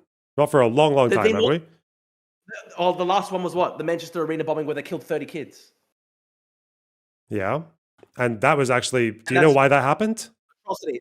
That was a massive atrocity. Yeah, and that actually happened because because of a very avoidable thing. That's because we were taking that family, the Abadi family, and our government basically fucking tried to weaponize them in Libya and gave them vouched and free access across borders so that they could basically go to Libya and learn to build fucking bombs. That's not immigration policy though. That was the British government being fucking absolutely brain dead and underestimating and basically trying to weaponize extremists. Like that was what we did there. That wasn't to do with like a badly vetted immigrant or anything like that. That was like a very, very unique case for why that guy was allowed to be in the UK. I mean, it was a badly vetted immigrant because they let the family in as refugees and then they raised 2 kids who then did suicide bombing attacks against kids. That wasn't how they got the capabilities though. It's because we weaponized them in fucking Libya. Yeah, but they still were in the country as Islamic extremists. But that's not why they were able to do the attack. They were brought to these guys were Islamic extremists. They brought them to the country. They raised their kids as Islamic extremists, and then they carried out an attack. Why are you just leaving out the most significant, unique fact about that case? I don't know why you're doing that. Why are you retelling the story after I've just told you the main reason they were able to do what they did? Okay, great question. So obviously we live in the scenario, we live in the world where those 2 young guys were able to build the bomb and carry out the attack and kill 30 people. But let's imagine the scenario where they were not technically skilled enough to create that bomb, but they still harbored enough hatred for the English people that they had in their heart the willingness to go out and kill 30 people because they hate them so much. Do you think they are still a good migrant to the country? No, of course. We're talking about people who are taking in as who come in illegally and you can't deport them. Yeah, we're talking about asylum seekers. That's not... Why do you think I would ever make the claim that asylum seekers are supposed to be for economic benefits? You have no idea where you are in this conversation. You are completely fucking lost. You're a mouse in a maze. You don't have to take asylum seekers. You don't have to take asylum seekers. Yes, you don't have to. None. None of them. So the Ukrainians, the ones from Hong Kong. Well, we like Ukrainians and Hong Kongers. We don't like Islamic extremists. That's the difference. Well, we're not talking... Well, so we don't take any asylum seekers from any Muslim country then? Afghanistan? Even people who supported the Afghan government? Maybe religious minorities from these communities who are persecuted by the government. So not Muslims. Maybe Shiites in Iraq are minorities. Maybe in extremely rare circumstances where they've been extremely vetted. But you can't allow just the willy-nilly situation that has taken place where there are now people in the country who literally want to do suicide bombing attacks against the West. Okay, Wait, do you think... Okay. No, go ahead, please. And then I have one more super chat, and then we're gonna get to closings. But go ahead. You had something to say, Lonerbox? You want me to say something? Oh yeah. No, you were about to ask a question. I mean, you can say, if you're saying we also don't even take in asylum seekers, as far as we know from crime stats, if you care about those, asylum seekers generally commit a little bit less crime than locals, and it makes sense. That's why there's been these rape cases related to the migrant hotels. Yes, because you're going to get more than 0, you fucking retard. Yes, that does not mean that they have a higher crime rate. Does that? Sorry, wait. Does what you just said contradict what I said? Does what you say contradict what I said? No, but here. No. Oh, that's all I need. No, here's my answer. Here's my answer. There shouldn't even be one fucking case, you fucking retard. Why would there be even one case of rape from an asylum seeker in Britain? It's a choice to have them in the country. This is $10 from Goat Cheese Re. Drew, should Australia get down to an arbitrary Greek population because bad empanada exists? I don't want Greek communists in the country. If somebody's a Greek communist, I don't want them in Australia. I don't care if they're the same ethnicity as me. I would want Australia to keep them out of the country and deport them. Okay, well, thank you for that. I straight up said this. Seriously, I would literally support the Australian government deporting bad empanada. 100%. Even though we're the same ethnicity, I don't care. I don't want him in the country. He's a communist. He hates people. He's a communist who hates the state and supports Hezbollah and Hamas. I would literally support his being deported. I don't care that he's Greek like me. So we're deporting citizens as well? Sometimes, yes. Yeah? In the most extreme cases, yes. I can't imagine any flaws in this logic of just making like tens or hundreds of millions of people in the world stateless. Like, it's just fucking amazing. Nothing bad will happen when we do that. What country do you put bad empanada in? It would be, if you were going after people like, if you're going after citizens who you think are extremists, that is going to amount to hundreds of millions of people in the world. Yes. No. I would only do it for the most extreme cases. And I think Bad Empanada is one of the most extreme cases because he's outright openly calling for mass genocide. Would it be tens of millions? No, it wouldn't be tens of millions. I'm talking about literally like Like in Australia, it would be dozens of people. In Britain, it would be a couple thousand people. I'm not talking about millions of Really? people. There are only dozens of Australians who support like Hamas and suicide bombings and shit like that. Really? Only a few dozens? Well, or are you just it's kind of like different because- softening your position now because you've realized how fucking mental that sounds?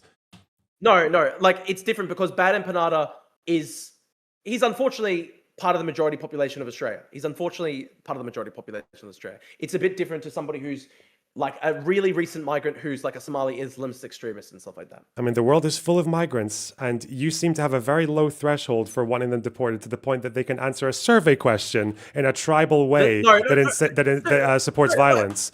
So that's like a lot of Irish people. The Irish are getting deported. A bunch of Muslims are getting deported. Dude, by your own, you pointed this out to me. You pointed out to the fact, you said to me that it was a great moment of assimilation, that more than 95% of British Muslims rejected suicide bombing attacks. That was your answer. So yeah, I'm not but by about, your, I'm, well, I'm by your, saying, hang I'm on. saying a small minority. I'm saying. What if I asked? Suicide bombing attacks. What if I asked the British Muslims if they think October 7th was good? Would you get more than 4%? Yes, Oh unfortunately. yeah, you get a lot. Those protests are quite busy. Yeah, would you deport them for that? I do think that people who support October 7th. Okay, so you want to deport millions of people across the world. You want to make millions of people stateless. Well, explain why the fuck they're in the country if they're Islamic extremists. Explain why they're in the country if they're Because terrorists. some people are extremists. Of every population, there are some people who will be extreme. Once upon a time, it was the case with the Irish. There are still Irish people who support the IRA. They're allowed to stay in the country, though. Hey, Lonerbox, were there Islamic terrorists in Britain in 1920? No. Yes, so it's a recent phenomenon. You don't have to have this in the country. It's a choice. Yeah, it's almost as if different ethnic groups go through different phases in history where some of them become more radical than others. That's why our problem for terrorism before Muslims was Irish people. Our next door neighbors. Just explain. There were no Islamic terrorists in 1920 in Britain. Why is that the case? Because there weren't any Muslims, Drew. You're very clever, yeah.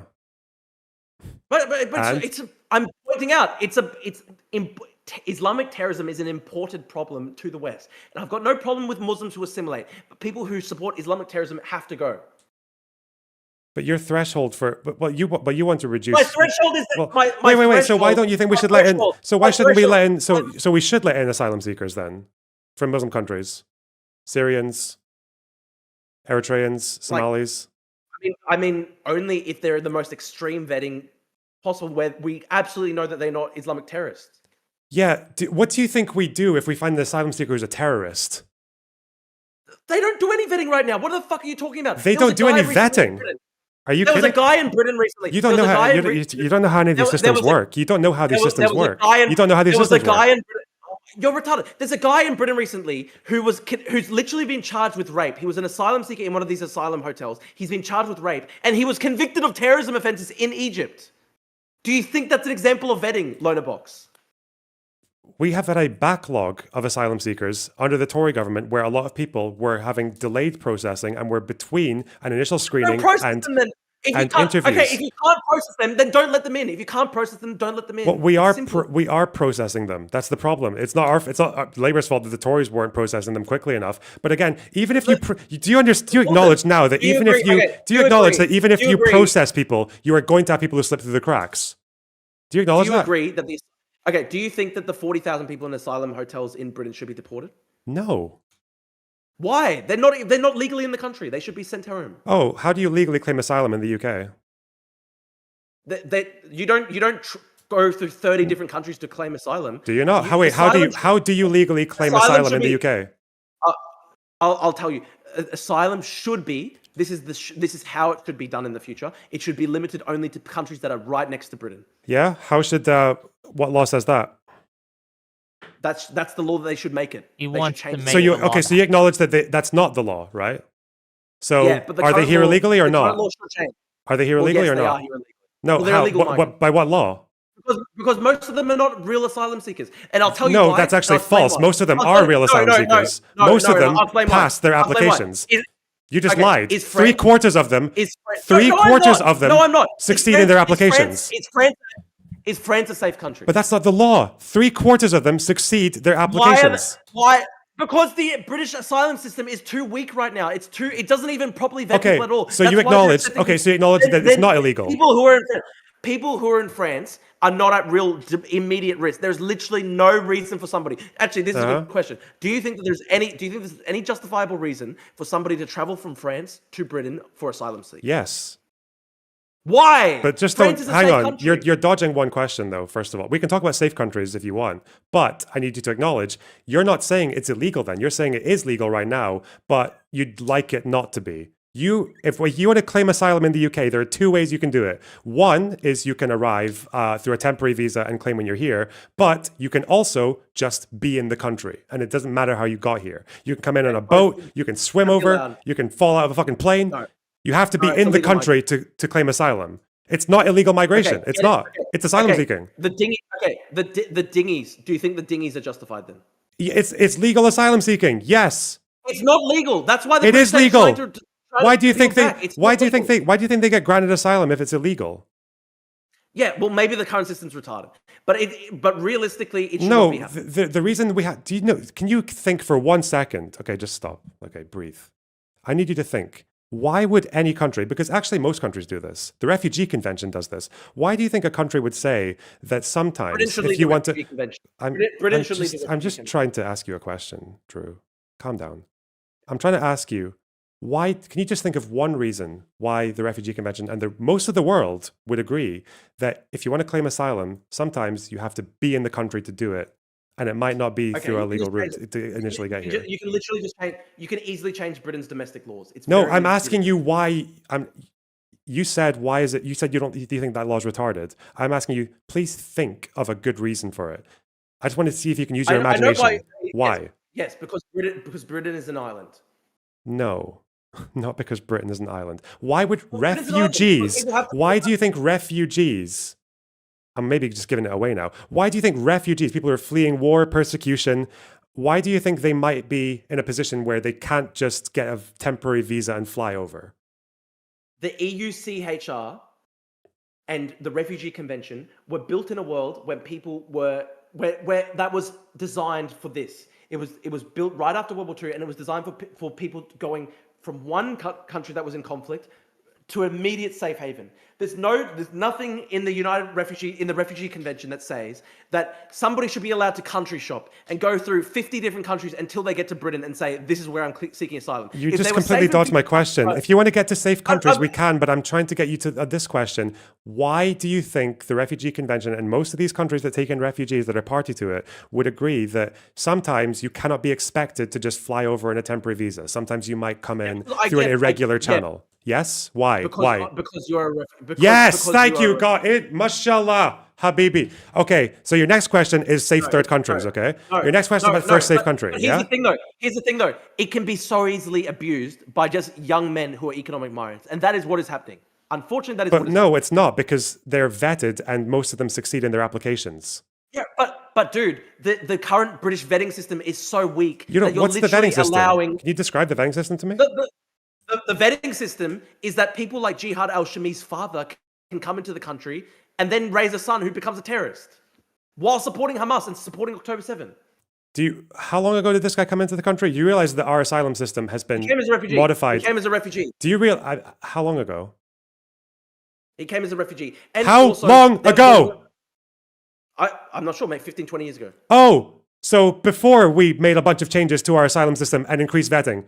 50, 20 years ago, when we were just coming to terms with fucking terrorism and shit, yeah. The increased vetting that results in a guy who's literally been convicted in Egypt of terrorism offenses to be able to go to stay in an asylum-seeking hotel in Britain and then go out and rape somebody and then be charged for that. Do you think there is out of 40,000 people, most of whom commit less crime than locals? Yes.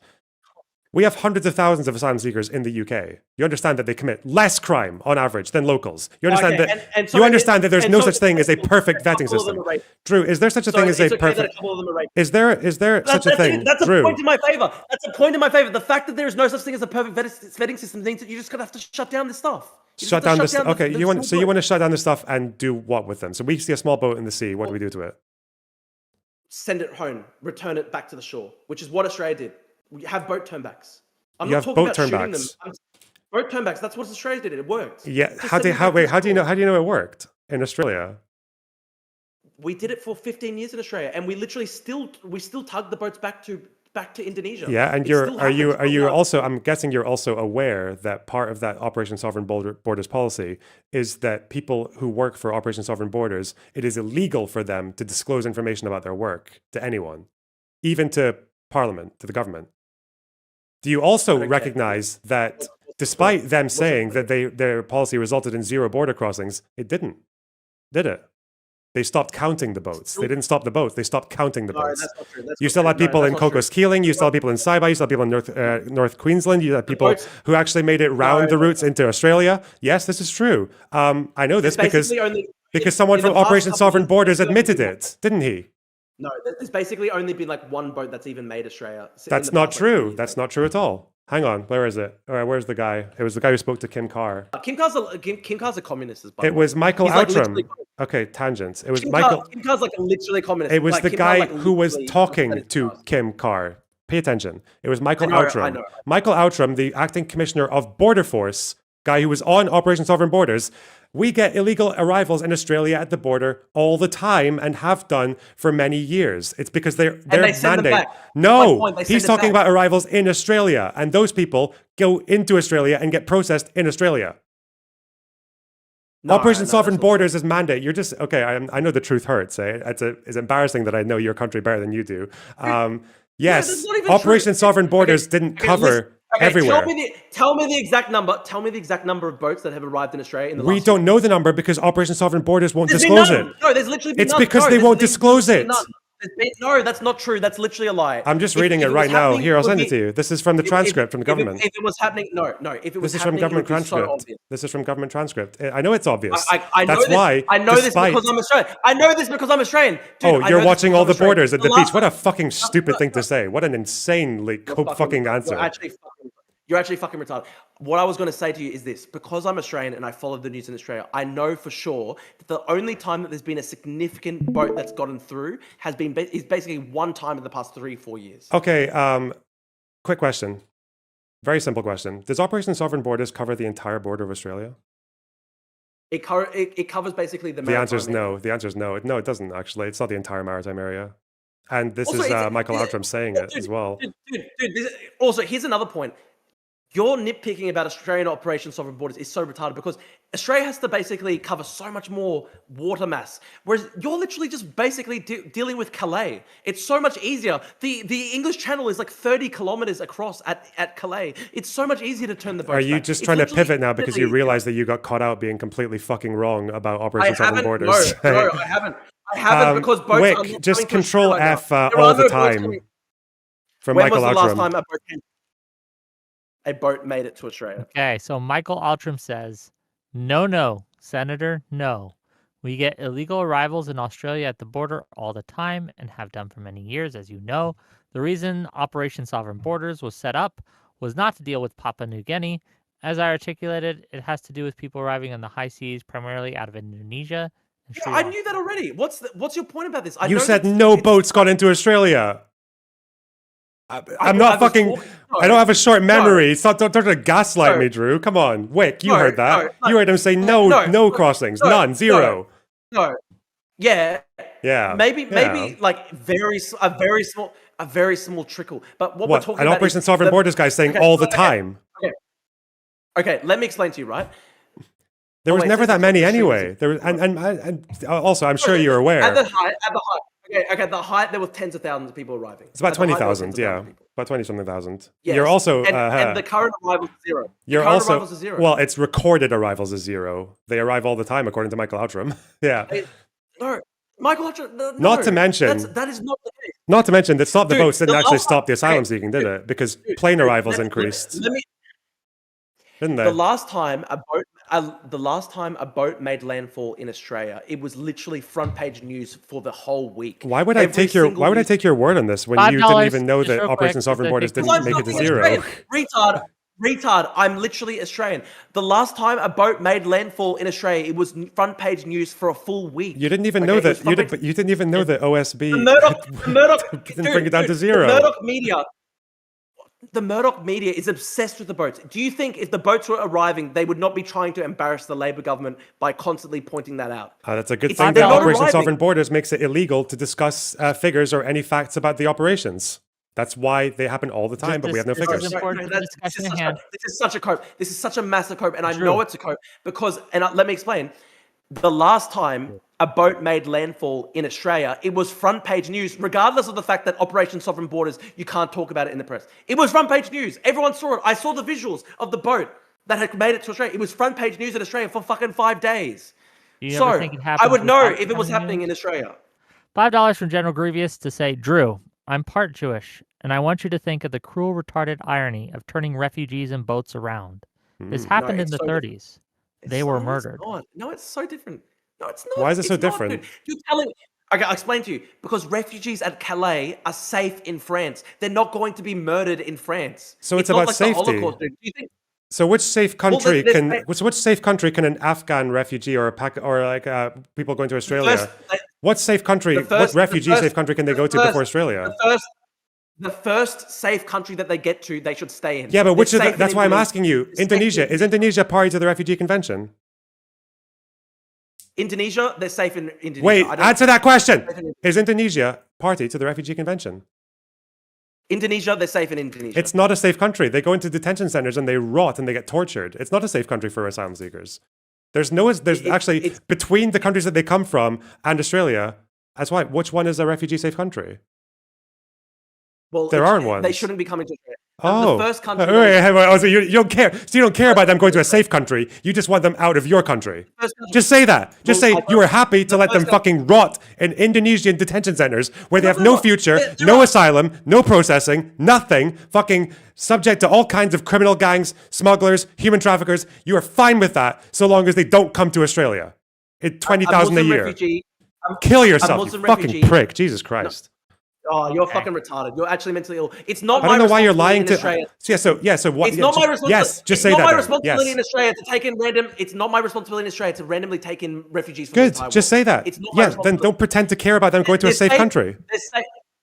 Well, if they're, I want them to go to a safe country. Well, no, you Good luck to don't, them. They can because go to a safe the closest safe I don't country want for them to go to those ones, the closest safe country from Rohingya is Australia. That's the closest safe country. Well, no, that's actually not true. China's a party to the refugee convention. They can go to China. Hold on, a Uyghur that Rohingya Muslims can go to feels, China. persecuted in China and is trying to feel Fuck me. Uyghur genocide. Where true should though. they go? Like you said that Australia is the closest Hold on, country with the Drew, refugee convention. Drew, Cambodia is Drew. a country with it. Answer my question. Yeah. A Uyghur Muslim fleeing the genocide in China, should they No, go? I would let Uyghur to Muslims. I would let Australia? Uyghur Muslims in because I like them. Yeah, because they're enemies of the people you don't like. That's why. Yeah, but not that's Rohingya true. Muslims, who are Well, we being can let it- murdered by I- China, which arms Myanmar. By Myanmar, which arms China. We can take in some limited numbers of Rohingya Muslims, and we actually have. We actually have taken in tens of thousands of Rohingya Muslims in Australia. Yeah, but you That's support fine. you support blocking them. You support turning their don't boats support- back and tugging them over No. to Indonesia and Well, potentially drowning them as well, well, because well- you do acknowledge that people have drowned in these operations, right? No, You do acknowledge no, that, right? That in no, more pushbacks, people have- some people more fall people- over and no, drown, no, right? You no, acknowledge that. More people drowned more people drowned just on the journey to Australia than with regards to the pushbacks. More people drowned as a result of making the dangerous journey in the first place. So the actual But they're going to best make way, they're going to make the journey anyway. No, That's no, why no, Operation no, Sovereign no, Borders people exists. It smugglers. exists to No, pull people no, back who are making the people journey. smugglers. People smugglers are trying to human traffic. The people smugglers must not be allowed to do that. They're putting people's lives at risk by putting them on these extremely dangerous boats. And you think that it's fine to just allow these people to keep on coming and create the incentive for the boats to keep on continuing. The incentive is that the You're incentive. creating the incentive. The You're creating incentive. The incentive. You're creating the incentive. No. You're creating the incentive. Well done. by- you are Yes. creating the Yes. Well incentive. done. You realize that when I talk, it's not just to repeat the same thing 3 or 4 times in a row. I don't know why you're wasting so much fucking space to try and do that. You don't The want other me to have- incentive. you don't want me to have. I'm sorry. Was I interrupting Hold your on, hold interruption on, there? hold on. Loner, finish your point, and then Drew can respond uninterrupted. Go ahead. The actual incentive is that it's either risk your life on a boat or it's stay in Indonesia and also risk your life and being a fucking Indonesia kept is in a safe. dungeon. Indonesia is fine. It's not Indonesia safe. is fine. It It is- is. it's fine. It is. Okay, an Afghan refugee is much safer in Indonesia than they are in Afghanistan. In an Indonesian 100%. detention center. No, So not yeah, even so necessarily yes, Indonesia. so they should, to you would rather they stayed in Indonesian detention centers. Tell Indonesia to reform their policy. Then I encourage Indonesia Yeah, to take in more so refugees. not your They're problem. a Muslim. They're the largest Muslim. They're the largest Muslim majority country on earth. They should take in more Muslim refugees. Yeah, so not What's your the problem, right? Why? It's not Australia's problem. Ask Indonesia to reform their policy. And if It's they not my don't, problem. and if they don't, just leave them there. Leave them to rot. No, it's not my responsibility to take in the entire. Why are you saying no? Why can't you own a position? You literally would rather these people get fucking tortured in Indonesian detention centers than come to Australia. You'd rather that. You prefer that. Mental. You're mental. You see Indonesia torturing people, and your idea is not to tell Indonesia to reform that policy. Your policy is instead to go, no, Australia, take them in. No, Well, tell Indonesia to reform their policy. So in They're the time, largest Muslim so country on earth. between the time Indonesia it takes, should take in more yeah, Muslim so refugees. between Indonesia should take in more Muslim refugees. so between the time it takes to actually get Indonesia to reform, do they come to Australia or not? No, you should. So put you'd all the rather they pressure get on tortured? Thank you. Yes. I don't know why you can't own that. No. I don't know why you can't own that. No, Indonesia is the if Indonesia carries out atrocities, that's Indonesia's moral. Yes, that's what I'm responsibility. saying. It's So not yes, Australia's that's what moral I'm saying. That's why. But you would rather they did that than them come to Australia. Those are your two choices. No, that's No, not the no, truth. no, I have no. a question for you, Drew, just real quick. There's not a third option, So in buddy. Indonesia, hold on, stop, all of you, No, all of he's you. saying that I should dissolve the border all of of you, Australia because Indonesia has bad policies. His idea is that we should dissolve I the entire understand. policy Isn't of that the whole Australia because point of Indonesia- Hold on, refugees? just real Is quick, that they Lonerbox, flee please, countries that can't take care of them? An Indonesian, a refugee, arrives at your shores and arrives at your door, right? And if you don't let them in, they are going to be sent to these Indonesian torture prisons. Do you have a moral responsibility to let them in? That is not at all the actual moral responsibility. That is not actually a realistic moral scenario. That's not true. It's not. That is not what is happening. A Jewish what's person happening. fleeing the Nazis, okay, and they arrive at your door. Do you have a Indonesia moral is not carrying out a responsibility to let Holocaust. them in? Indonesia is not carrying out a Holocaust, dude. Indonesia is not the Holocaust. Indonesia is not Nazi Germany. It is the largest Muslim majority country on earth, and it is a democracy. Tell Indonesia to change their policies. But until they again- do change their policy, would you rather Until they they stayed do, in we those should have detention open borders. centers? No, until your idea is that until Indonesia reforms its policies, that Australia should have open borders. No, that is not No, Australia should have acceptable. vetting. Do you acknowledge that, by the way, almost over 80% of small boat arrivals from Australia succeeded in their asylum applications? They were legitimate. Of course they were. They came from Syria and Iran and Afghanistan and Iraq and Yemen. And of course they had successful applications. They were legitimate refugees, every single one of them. It's still 20% failed. 20% were just literally random economic. It was like migrants, 12% economic that migrants. failed, and they got deported. It's like no, it's like yeah, good. I hope they are deported. If Why you're do not you a care? refugee, Why you're was not that a your instinct to? What about the other ones? Is it bad that they stayed? The No, ones who look, succeeded? if they followed if they did end up getting vetted and they were not a threat to anybody, then I'm okay with them being here. But these they are the have to people that you respect want to them. push back on the boats. Well, we have to have a policy that is strict so that more people don't come into the future. So you don't want the people on small boats who succeeded in application. You'd rather they had not made it. No, well, the people that already made it, then we have to process them, but we want to try to stop them from coming in the future. But it would be And better. so It'd be the better if people- they hadn't made it. It'd be better if they'd got fucked in Yemen, right? Or stayed in Iraq, no, or stayed in it would- Afghanistan. it would- yeah. Well, it would be better if random foreigners who, if they found safe asylum in another country. yes, Obviously, it would be better if they found safe asylum in another country, but obviously they didn't. That's why they end up in Australia. They could go to Cambodia. Cambodia is a signatory to the UN Convention. They should have done that. Cambodia for what? Rohingya Muslims. Yeah, it's close. It's like saying that you might as well be saying that they could take like Muslims are fine going to China because they're part of the Refugee Convention. But Cambodia is a party to the Refugee Convention, and it's right next to Myanmar, so they can. Do you think? Do you think Rohingya Muslims can't flee China because China's party to the Refugee Convention? Like, why would they need to flee? I'm offering Cambodia as a safe asylum, dude. It's right next to Myanmar. Why do you think they don't stay in Cambodia? They don't want. They want to come to Australia because it's a wealthier country than Cambodia. Are you sure? A lot of the cases, yes. Can you think of any other reasons? Yeah, Australia's a more attractive country than Cambodia. I'm aware of that fact.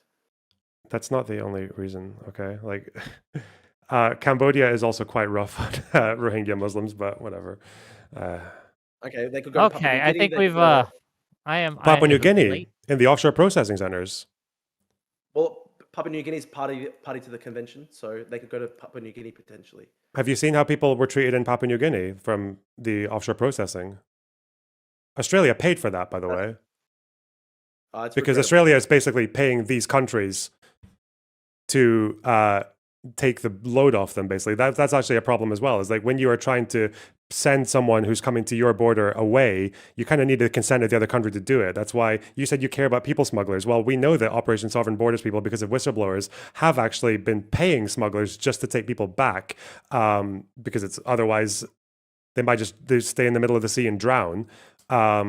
We know that when Australia was trying to offshore process people in Nauru and Manus Island, What Australia did. we know that when people what did, Australia when we did know is that they when cut boats Australia, back. I'm not That's good, finished. cut boats back. We know that when Australia was trying to process people in Nauru and Manus Island, they had to pay for that to happen. It actually cost them millions of dollars per person to keep them there. They could have, Yeah, it was more expensive than incredible. putting them in a fucking 5-star hotel in Australia. And what was the result of that again? Where are most of those asylum seekers now? Oh, they had to get medically evacuated to Australia. They're in Australia right Yeah, now. it's regrettable. It was it's a fucking regrettable. failure. Look, at the end of the day, it did stop overall the boats though, because the And that's what arrival matters. of- Yeah, that's what matters. Keep them out. Yeah, I Yeah. know. I understand. Well, the good thing is that there are no large scale migrant movements through offshore boats. That's a good thing. Australia was able to stop that. I'm happy that they did. Even though the number was completely compensated by the number of plane arrivals and asylum claims. Yeah, but Turns out that when I don't people know are if- fleeing, they'll find a way. I'm sorry. Like, it's just what yeah, happens. But here's the thing, Lonerbox. I don't want the plane arrivals either. So you're trying to be Okay. like, oh, Yeah, but how do you stop someone Okay. coming on a temporary visa and then saying, I can't leave? Sorry. It is- deport people. it Deport is- people, Deport people who do to that. countries they're fleeing. It's been about 3 Well, hours. Here's the thing, though. Here's the thing, Lonerbox. A lot of the time, they're just economic migrants who are lying about. No, being refugees. majority of them, like you said, like you acknowledged or you admitted, majority of them succeed in their applications. They were successful because they were valid refugees. No, Here's what we're that's gonna do. No, what couldn't we're gonna do. possibly. I'm gonna read these last 2 super chats, and we're gonna get closing statements, and then we're gonna go because I'm tired and it's been 3 hours past my bedtime. Okay, and yeah, that's what we're gonna do. So real quick, $5 from Super Platano Man. I can't believe Drew went from supporting Uyghurs in China. I wonder how those Muslims feel about him becoming Tommy Robinson. And then I'm 10 not Tommy pounds Robinson. from Freshly Exhumed to say, here in Britain, we have assimilated many different cultures: Chinese, Indian, Irish, Polish, African, Caribbean, just to name a few. I see no reason why we can't do it again. Thank you for the 10 pounds. And with that, if you've enjoyed the show, hit that like button, hit that subscribe button. I'm going to give closing thoughts to each of these people. What we got coming up, tomorrow I'm going to do call-ins. So if you have a problem with anything I've said, just call in and we'll talk about it. On Thursday, we're going to have a discussion on which party has a better solution to young men's issues, Republicans or Democrats. Should be a fun debate. And on Friday, we're going to be talking about the Youth Republican group chat leaks. We're going to have Lactoid. We're going to have a few others on to discuss whether or not those matter and we should be concerned. Okay, with that said, I'm going to give first to Lonerbox. I'm going to let Drew have the last word. So remember, I got links to both these people in the YouTube description. Please click on these links. They've been kind enough to give us content today, so be kind enough to follow them. Lonerbox, closing thoughts, and then Drew. Usually when I have these immigration debates, I expect to get into the kind of standard, there's a concern there. Obviously, some of these concerns are legitimate, like demographic change does have impacts. Like it does cause some issues. It causes some challenges for nations, especially when we've had net migration like we had in the unprecedented numbers of the last 2 years. Usually these kind of debates go in a way of like reassuring people that you can't just come to the UK and claim benefits or get a council house. For the work salaries now. That's what's happening. That is literally what's happening. No, it's not. You just don't understand how time works. I'm going to finish my statement. The salary requirement now for the UK is something like 40k for a work visa. It's which is quite high for the UK. Not to mention that care worker visas and student visas, they used to allow you to bring dependents. They don't anymore. And all of these visas basically mean you have to pay an NHS surcharge, so you have to fund the NHS, even though you're young and you're basically never going to use it.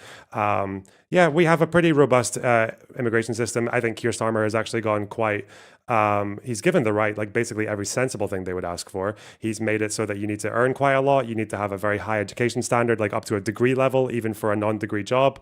They've closed a lot of these like vacancy jobs. You can no longer earn anything below the going rate for any job that you're in, even if there's a shortage. Our asylum process is being tightened up to the point that vetting has been expanded. We've got deals with France that's already done more and helped with more removals than was ever achieved from the Rwanda gimmick. So normally I'm expecting things like this, and reassuring people that crime rates from foreigners aren't actually as high as people think they are, or reassuring people that the number of illegal crossings is actually far lower. It's only 4% of all immigration. The rest of it is completely legal, and they have to cross through, tick a bunch of boxes, pay a bunch of fees, answer a bunch of questions, give a bunch of reassurances. I did not expect a debate on whether or not we can just deport people en masse because they answer polling questions about, I thought the second intifada was like slightly based. That's kind of insane. I can't imagine the problem that we would have if we just decided to make what would easily be millions of people stateless and just leave them wandering the earth looking for something to do. Typically, statelessness is bad. Bin Laden was made stateless. Stateless refugee camps, people in Syria and in the Rohingya camps in Bangladesh. By the way, most of these countries, these are the countries that take most of the refugees. Most of the refugees in the world are in places like Iran, Bangladesh. They're in Jordan, like Turkey. They're in neighboring countries. The people who come to Europe and Australia are a tiny minority of the world's refugees. As the wealthy countries of the world, as the countries that at one point in time made a lot of our wealth off of exploiting the rest of the planet, I think it is a fairly modest humanitarian thing that we. People. You hate white people. No, it's a modest humanitarian thing because the alternative it's like third is world decolonialism. because the alternative is that if you just abandon these people, which is exactly what you're proposing, then you have stateless people everywhere. Stateless people are not good. Stateless people are dangerous. Stateless people are the easiest people in the world to recruit and radicalize for missions, etc. ISIS thrived off of people who were made stateless by the Syrian civil war and by the conflicts in Afghanistan and around the Middle East. Like those groups love statelessness. They love deportation. You gotta let him go. You will get your own closing statement. I promise, Drew. To answer the question about safe first country, the reason that exists nowhere in the Refugee Convention, and actually the reason the Refugee Convention says, it quite clearly acknowledges that there should be international cooperation on the issue of burden sharing, is because if you just allow the neighboring country to take in and force them to take in all the asylum seekers from whatever crisis or war is happening next door, then you are actually imposing massive, arbitrary, disproportionate burdens on single countries. The only way that we can deal with the issue of global refugees is by taking a share of the burden, because otherwise you have issues of massive buildup of stateless people who are ripe for radicalization, who are ripe for militarization, and generally, just as a humanitarian, it's a good thing to do. That's why Drew is so desperately uncomfortable to admit that he would rather a Rohingya Muslim go into an Indonesian detention center and face conditions tantamount to torture than arrive in Australia. Reform their policy, for fuck's sake. Okay. Ask Indonesia to reform their policy. It's the largest just ask them. in the entire world. Oh, I forgot we could just ask Indonesia to improve their policy. I forgot about that. Where can people find you, Lonerbox, if they want to find you? Sorry, I'm just doing a thing for my chat. Yeah, my name's Lonerbox, Lonerbox Live, YouTube. I talk shit on the internet. Okay. Just ask Thank them you. Sorry. And last, appreciate you being on here. Last but certainly not least, Drew Pavlou. Closing thoughts, and where can people find you? Lonerbox has an extremely evil and mentally ill, insane ideology. He basically thinks that all nations on the planet, particularly Western nations though, because they have the burden of colonialism and they must shoulder the burden of historical colonialism. He thinks that basically every Western nation should essentially dissolve itself because of the burden of colonialism. He thinks that it's actually fine and normal to have 40,000 Islamic extremists in Britain who answer polling questions telling them that they actually fully support suicide bombing attacks. When I said that I think people who outright outright support suicide bombing attacks should be deported. He accused me of being an extremist, not the people who actually want suicide bombing attacks and want to kill us all. According to Lonerbox, there would basically be a mass dissolution of the British nation, and he's fine essentially with, I don't know, Islamic extremists just continuing to grow in strength and organize in Britain with essentially no consequences.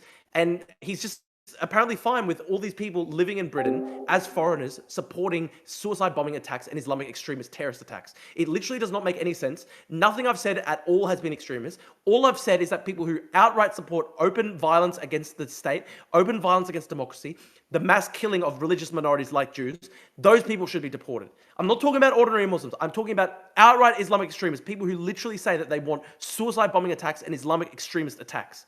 There's nothing Tommy Robinson about that. There's nothing extreme right about that. Mine is the moderate position because I'm just simply saying that a moderate goal of the British state should be removing foreign nationals from the country who support suicide bombing attacks and mass murder based on Islamic sectarianism. And I think it's a very normal thing to argue. I think it's very normal to say that it's bad to import Islamic extremist terrorists into your country. Where can people find you if they want to find you? I know that the audience will be 99% against me, so no one's going to go to follow me, but it's just at Drew Pavlou. You know what? It's okay. 99% of the audience is against me too. Okay. Like no one hates. Fine. I will literally Like, speak. Even if I'm the only person in the world with this position, I believe that I am the common sense, normal, moderate person. I think the extreme position is to import people who literally support ISIS into Britain. For some reason, like Lonerbox. How can it be common sense if you're the only person in the world having the opinion? Well, if the entire world is filled with mentally retarded leftists, then what can you do? What can you do? Well, thank you both for coming. I do appreciate it. It's been a spirited one. So I do appreciate it, gang. Lonerbox is literally mentally insane. Lonerbox is literally mentally insane. His ultimate position is essentially the genocide of the West. Okay, Lonerbox, the Arab, the genocider of the West, and I didn't say that he's Drew Arab. Pavlou. Me and him basically have the same ethnic group. I'm Cypriot. He's Lebanese. We're basically ethnically similar. It's a reference to the Ethan Klein lawsuit, but where they refer to him as the Arab streamer. But anyway, I will talk to you guys later. I'll see you guys tomorrow. I thought he was Israeli. I didn't know. I love you all. And I'll talk to you guys then. Peace out, Girl Scouts. Take care. Bye-bye.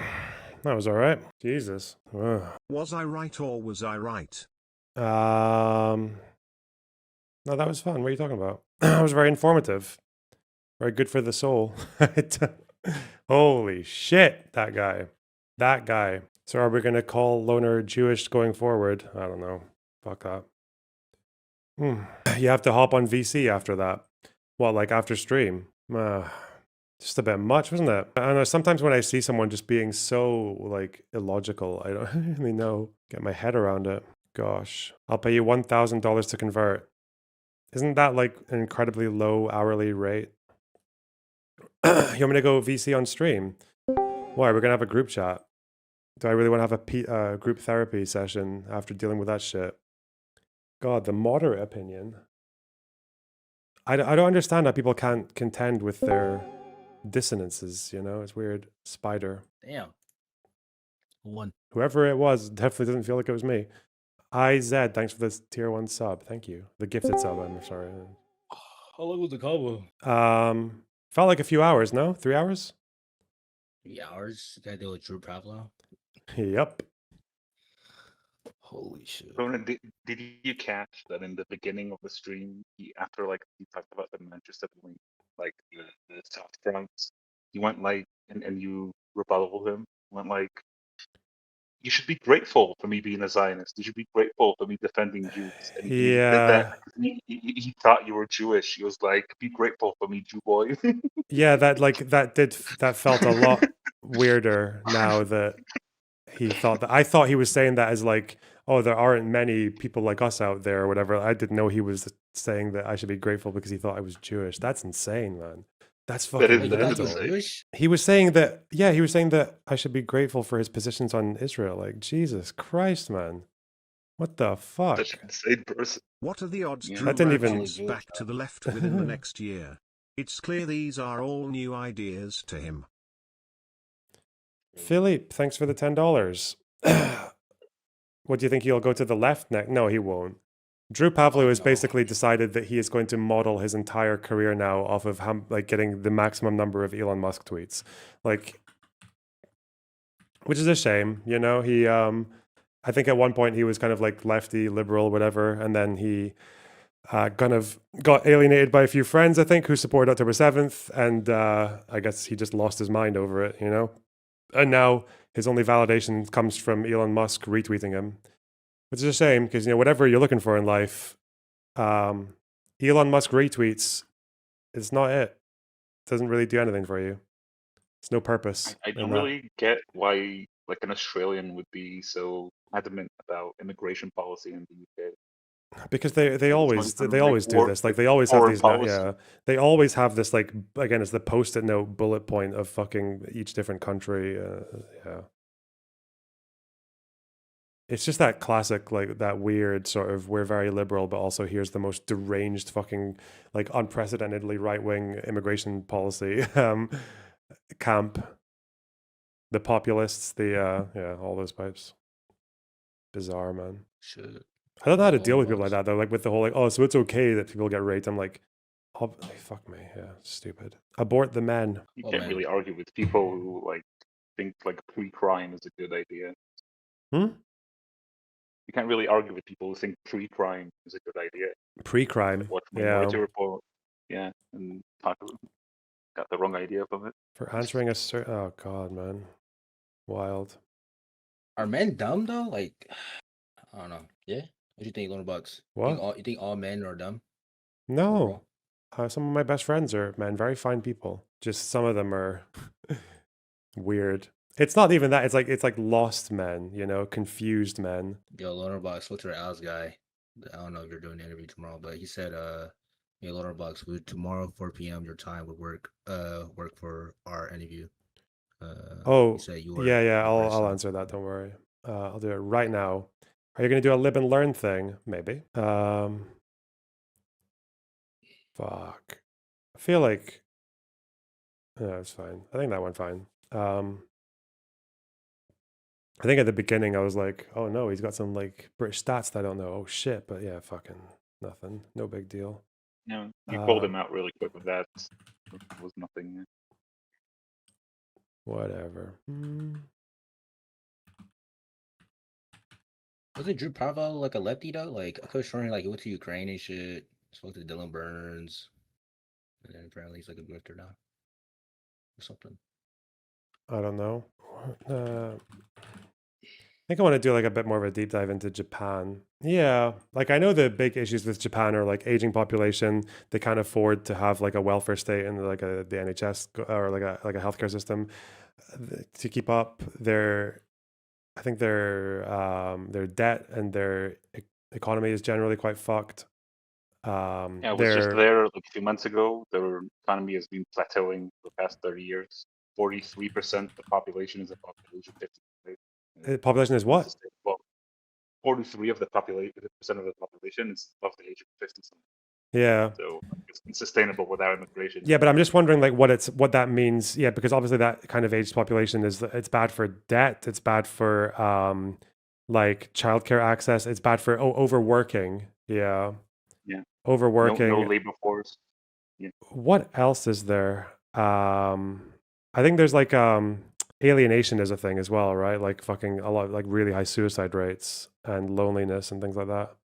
Yeah, but that's more because of work ethic. They have like 12, 13-hour day like work environment. 13 hours, goddamn. Yeah.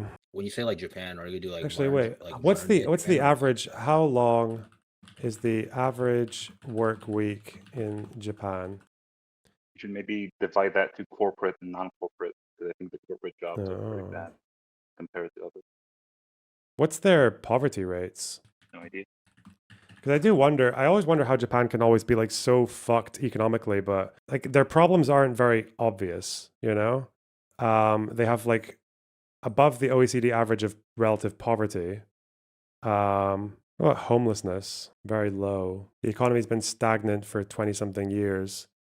Yeah, but what does that mean for people who live there? You know, like cost of is it like I I want want to see know the what. buddy comedy where Drew Pavlou has to guide William Shakespeare in Assuming it's a bubble that's contemporary going to burst times. someday, because it's not going to be sustainable. Maybe now because the population is decreasing, the welfare is easier to give to less people. But if everybody, like 50% of your country is a pensioner, then you can't actually afford to, you know, give welfare to people. So one day the bubble will just burst. And if your economy has been plateauing for 20-something years, how are you going to have growth? Your mic's very shit, by the way. It's making my life very difficult. I'm sorry.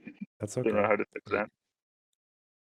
Yeah, because I just want to. Sound like- It might be good to just do a little dive into like exact. Because I think the thing that doesn't really hit home, because GDP as debt or whatever, that's like whatever. That's people obviously can talk about that, but I'd rather look more into specifically what specifically into what the like daily struggles are for Japanese people, because I know that cost of living is definitely one, poverty is one, like mental health is one, overworking is one, but I just wonder how much more there is than that. Or is it really just that because of the massively high debt, they're just kind of like prolonging the collapse? Like one day they're just going to have like a huge recession or something. I don't know. I've just constantly been hearing about Japan being stagnant for like 30 years or 20 years now. Cause like they don't goon, right? Like they don't like. Saying. How are their wages by OECD standards? Their wages are the 5th lowest in the OECD. Massive gender pay gap.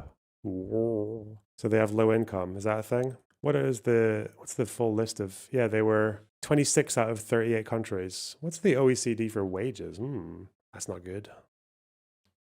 Where's the UK, bro? Where the fuck's the UK? OECD average annual wages. Average real wages per country. Okay.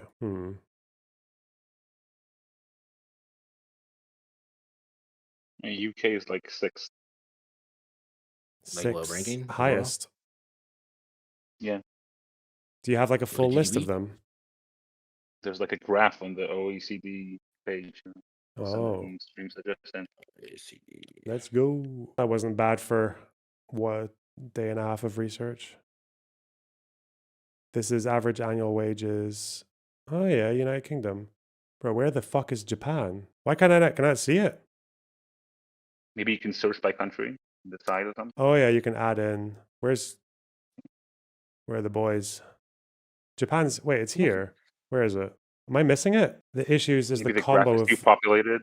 Hmm? Take down some countries. Maybe the graph is too populated. It's not Oh, showing on screen. Too genius. low. Let's get rid of Belgium, Austria, Canada, Czechia. Who the fuck Oh lives in yeah, that's, Luxembourg? there we go. So OECD average is, wait, did I get rid of United Kingdom as well? Like a dipshit? Where is it? No, I didn't. Now, why can't I see that one? Why is the UK not on here anymore? Hang on, let's get rid of a few more. Australia. Let's get rid of Denmark, Estonia, Finland, France, Germany, Greece, Hungary, Iceland, Ireland. Okay. Yeah, the UK wages is 63,000. Japan is 49. That's quite low. Japan's like near Latvia. Fuck that. Yeah, it's like an Eastern European country. It's like a little bit higher than Poland and Latvia. It's lower than Lithuania. What the fuck? Lower than Israel. Israel is like the 9th country. Hell yeah.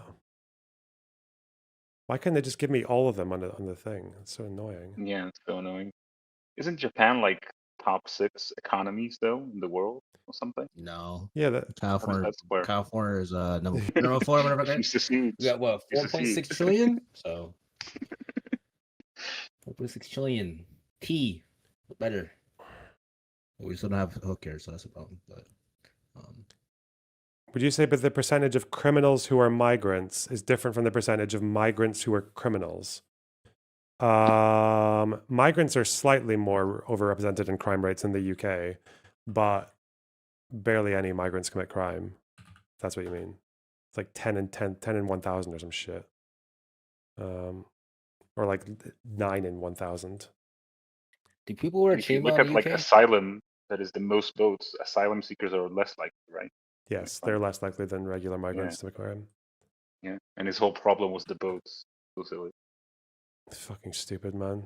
It's literally I shit like that's the problem. It's literally because you see them. You see them on a boat coming in, and people film Yeah. it. That's the only reason, and because it sounds illegal. It's like, oh, you can just come in a boat.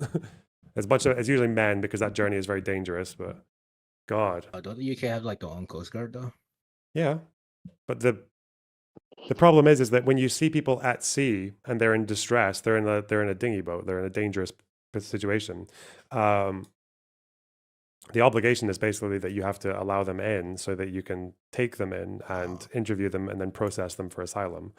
Because 99% of them claim asylum. Like that's why they're there. That's why they're coming.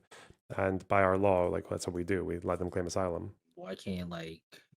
Could it be like a possible wall around the UK, like a you know what I'm saying? Yeah, but Like a water wall. what's the point? Like, do you want like if you want to keep them out, it's easy. You just turn the boat around and maybe they'll fight or they'll drown or they'll get stranded at sea and drown eventually. But yeah, it's not difficult to block them from coming, but it's inhumane. You know, it's like you're killing people.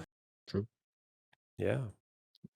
So how you think the UK should fix their migration or immigration? How the fuck you say it? A lot of the changes have already been done. The conservative government's immigration system was just really bad.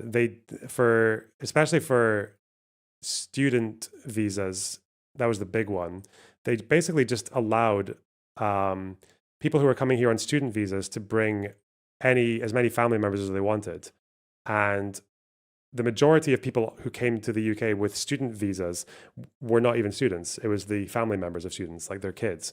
And that problem there is that the parent is paying an NHS extra charge, but they're not paying an extra charge for education. So the kids are getting an education in the UK, but it's not really being covered. And that I don't know how sustainable that is, which is probably why it didn't really result in economic growth. It just wasn't very smart. But they've blocked that loophole now, and Labour blocked it for care workers.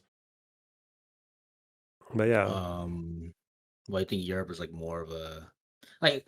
This is my question though. Like, why is Europe more of like kind of like tweaking out every time they see like a brown person in Europe? You know what I'm saying, compared to like the United States. because the United States is the melting pot, baby. I don't know about that. I mean, you guys voted for fucking Trump, and Trump's I know, but policy like, was to end the asylum process. So hold on now. We got Obama. Okay, we got the first black president. Okay, where's your black prime minister, motherfucker? All right, fix your okay. Hold on. we have a brown prime minister, Rishi Sunak. He wasn't even elected. Yeah, they had Rishi Sunak, and they have like numerous women, which the US never had. Have like one more DEI. You got like a black president. Okay, come on. It's a little different.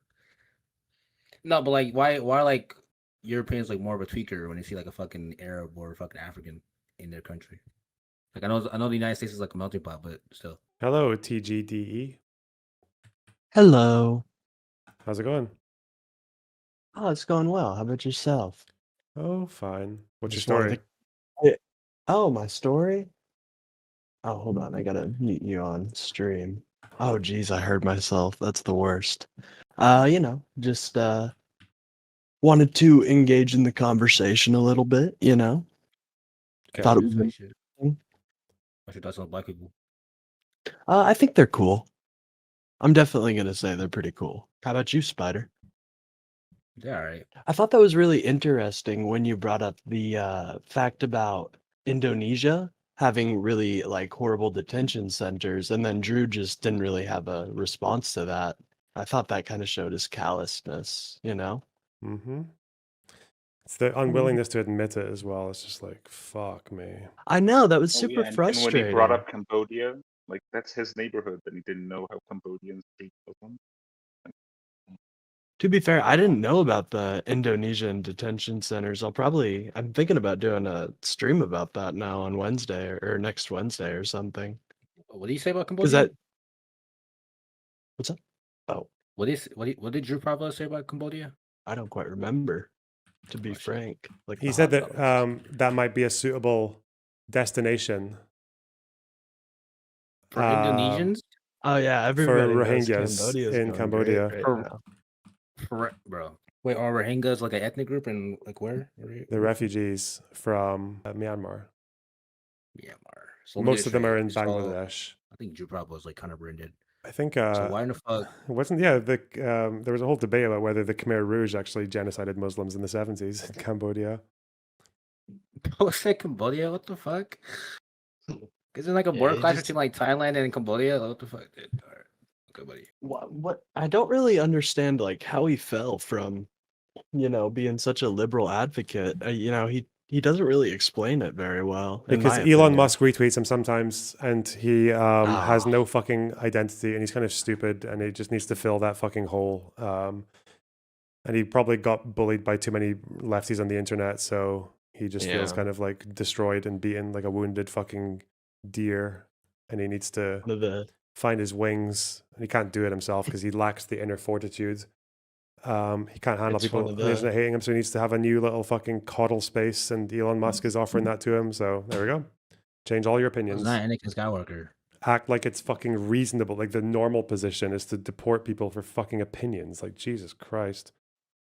Well, it seems to be going on in America. The Trump administration seems to be pretty well focused on that type of stuff. Yeah, and it's really difficult for them to do Yeah, that, it's isn't it? disgusting.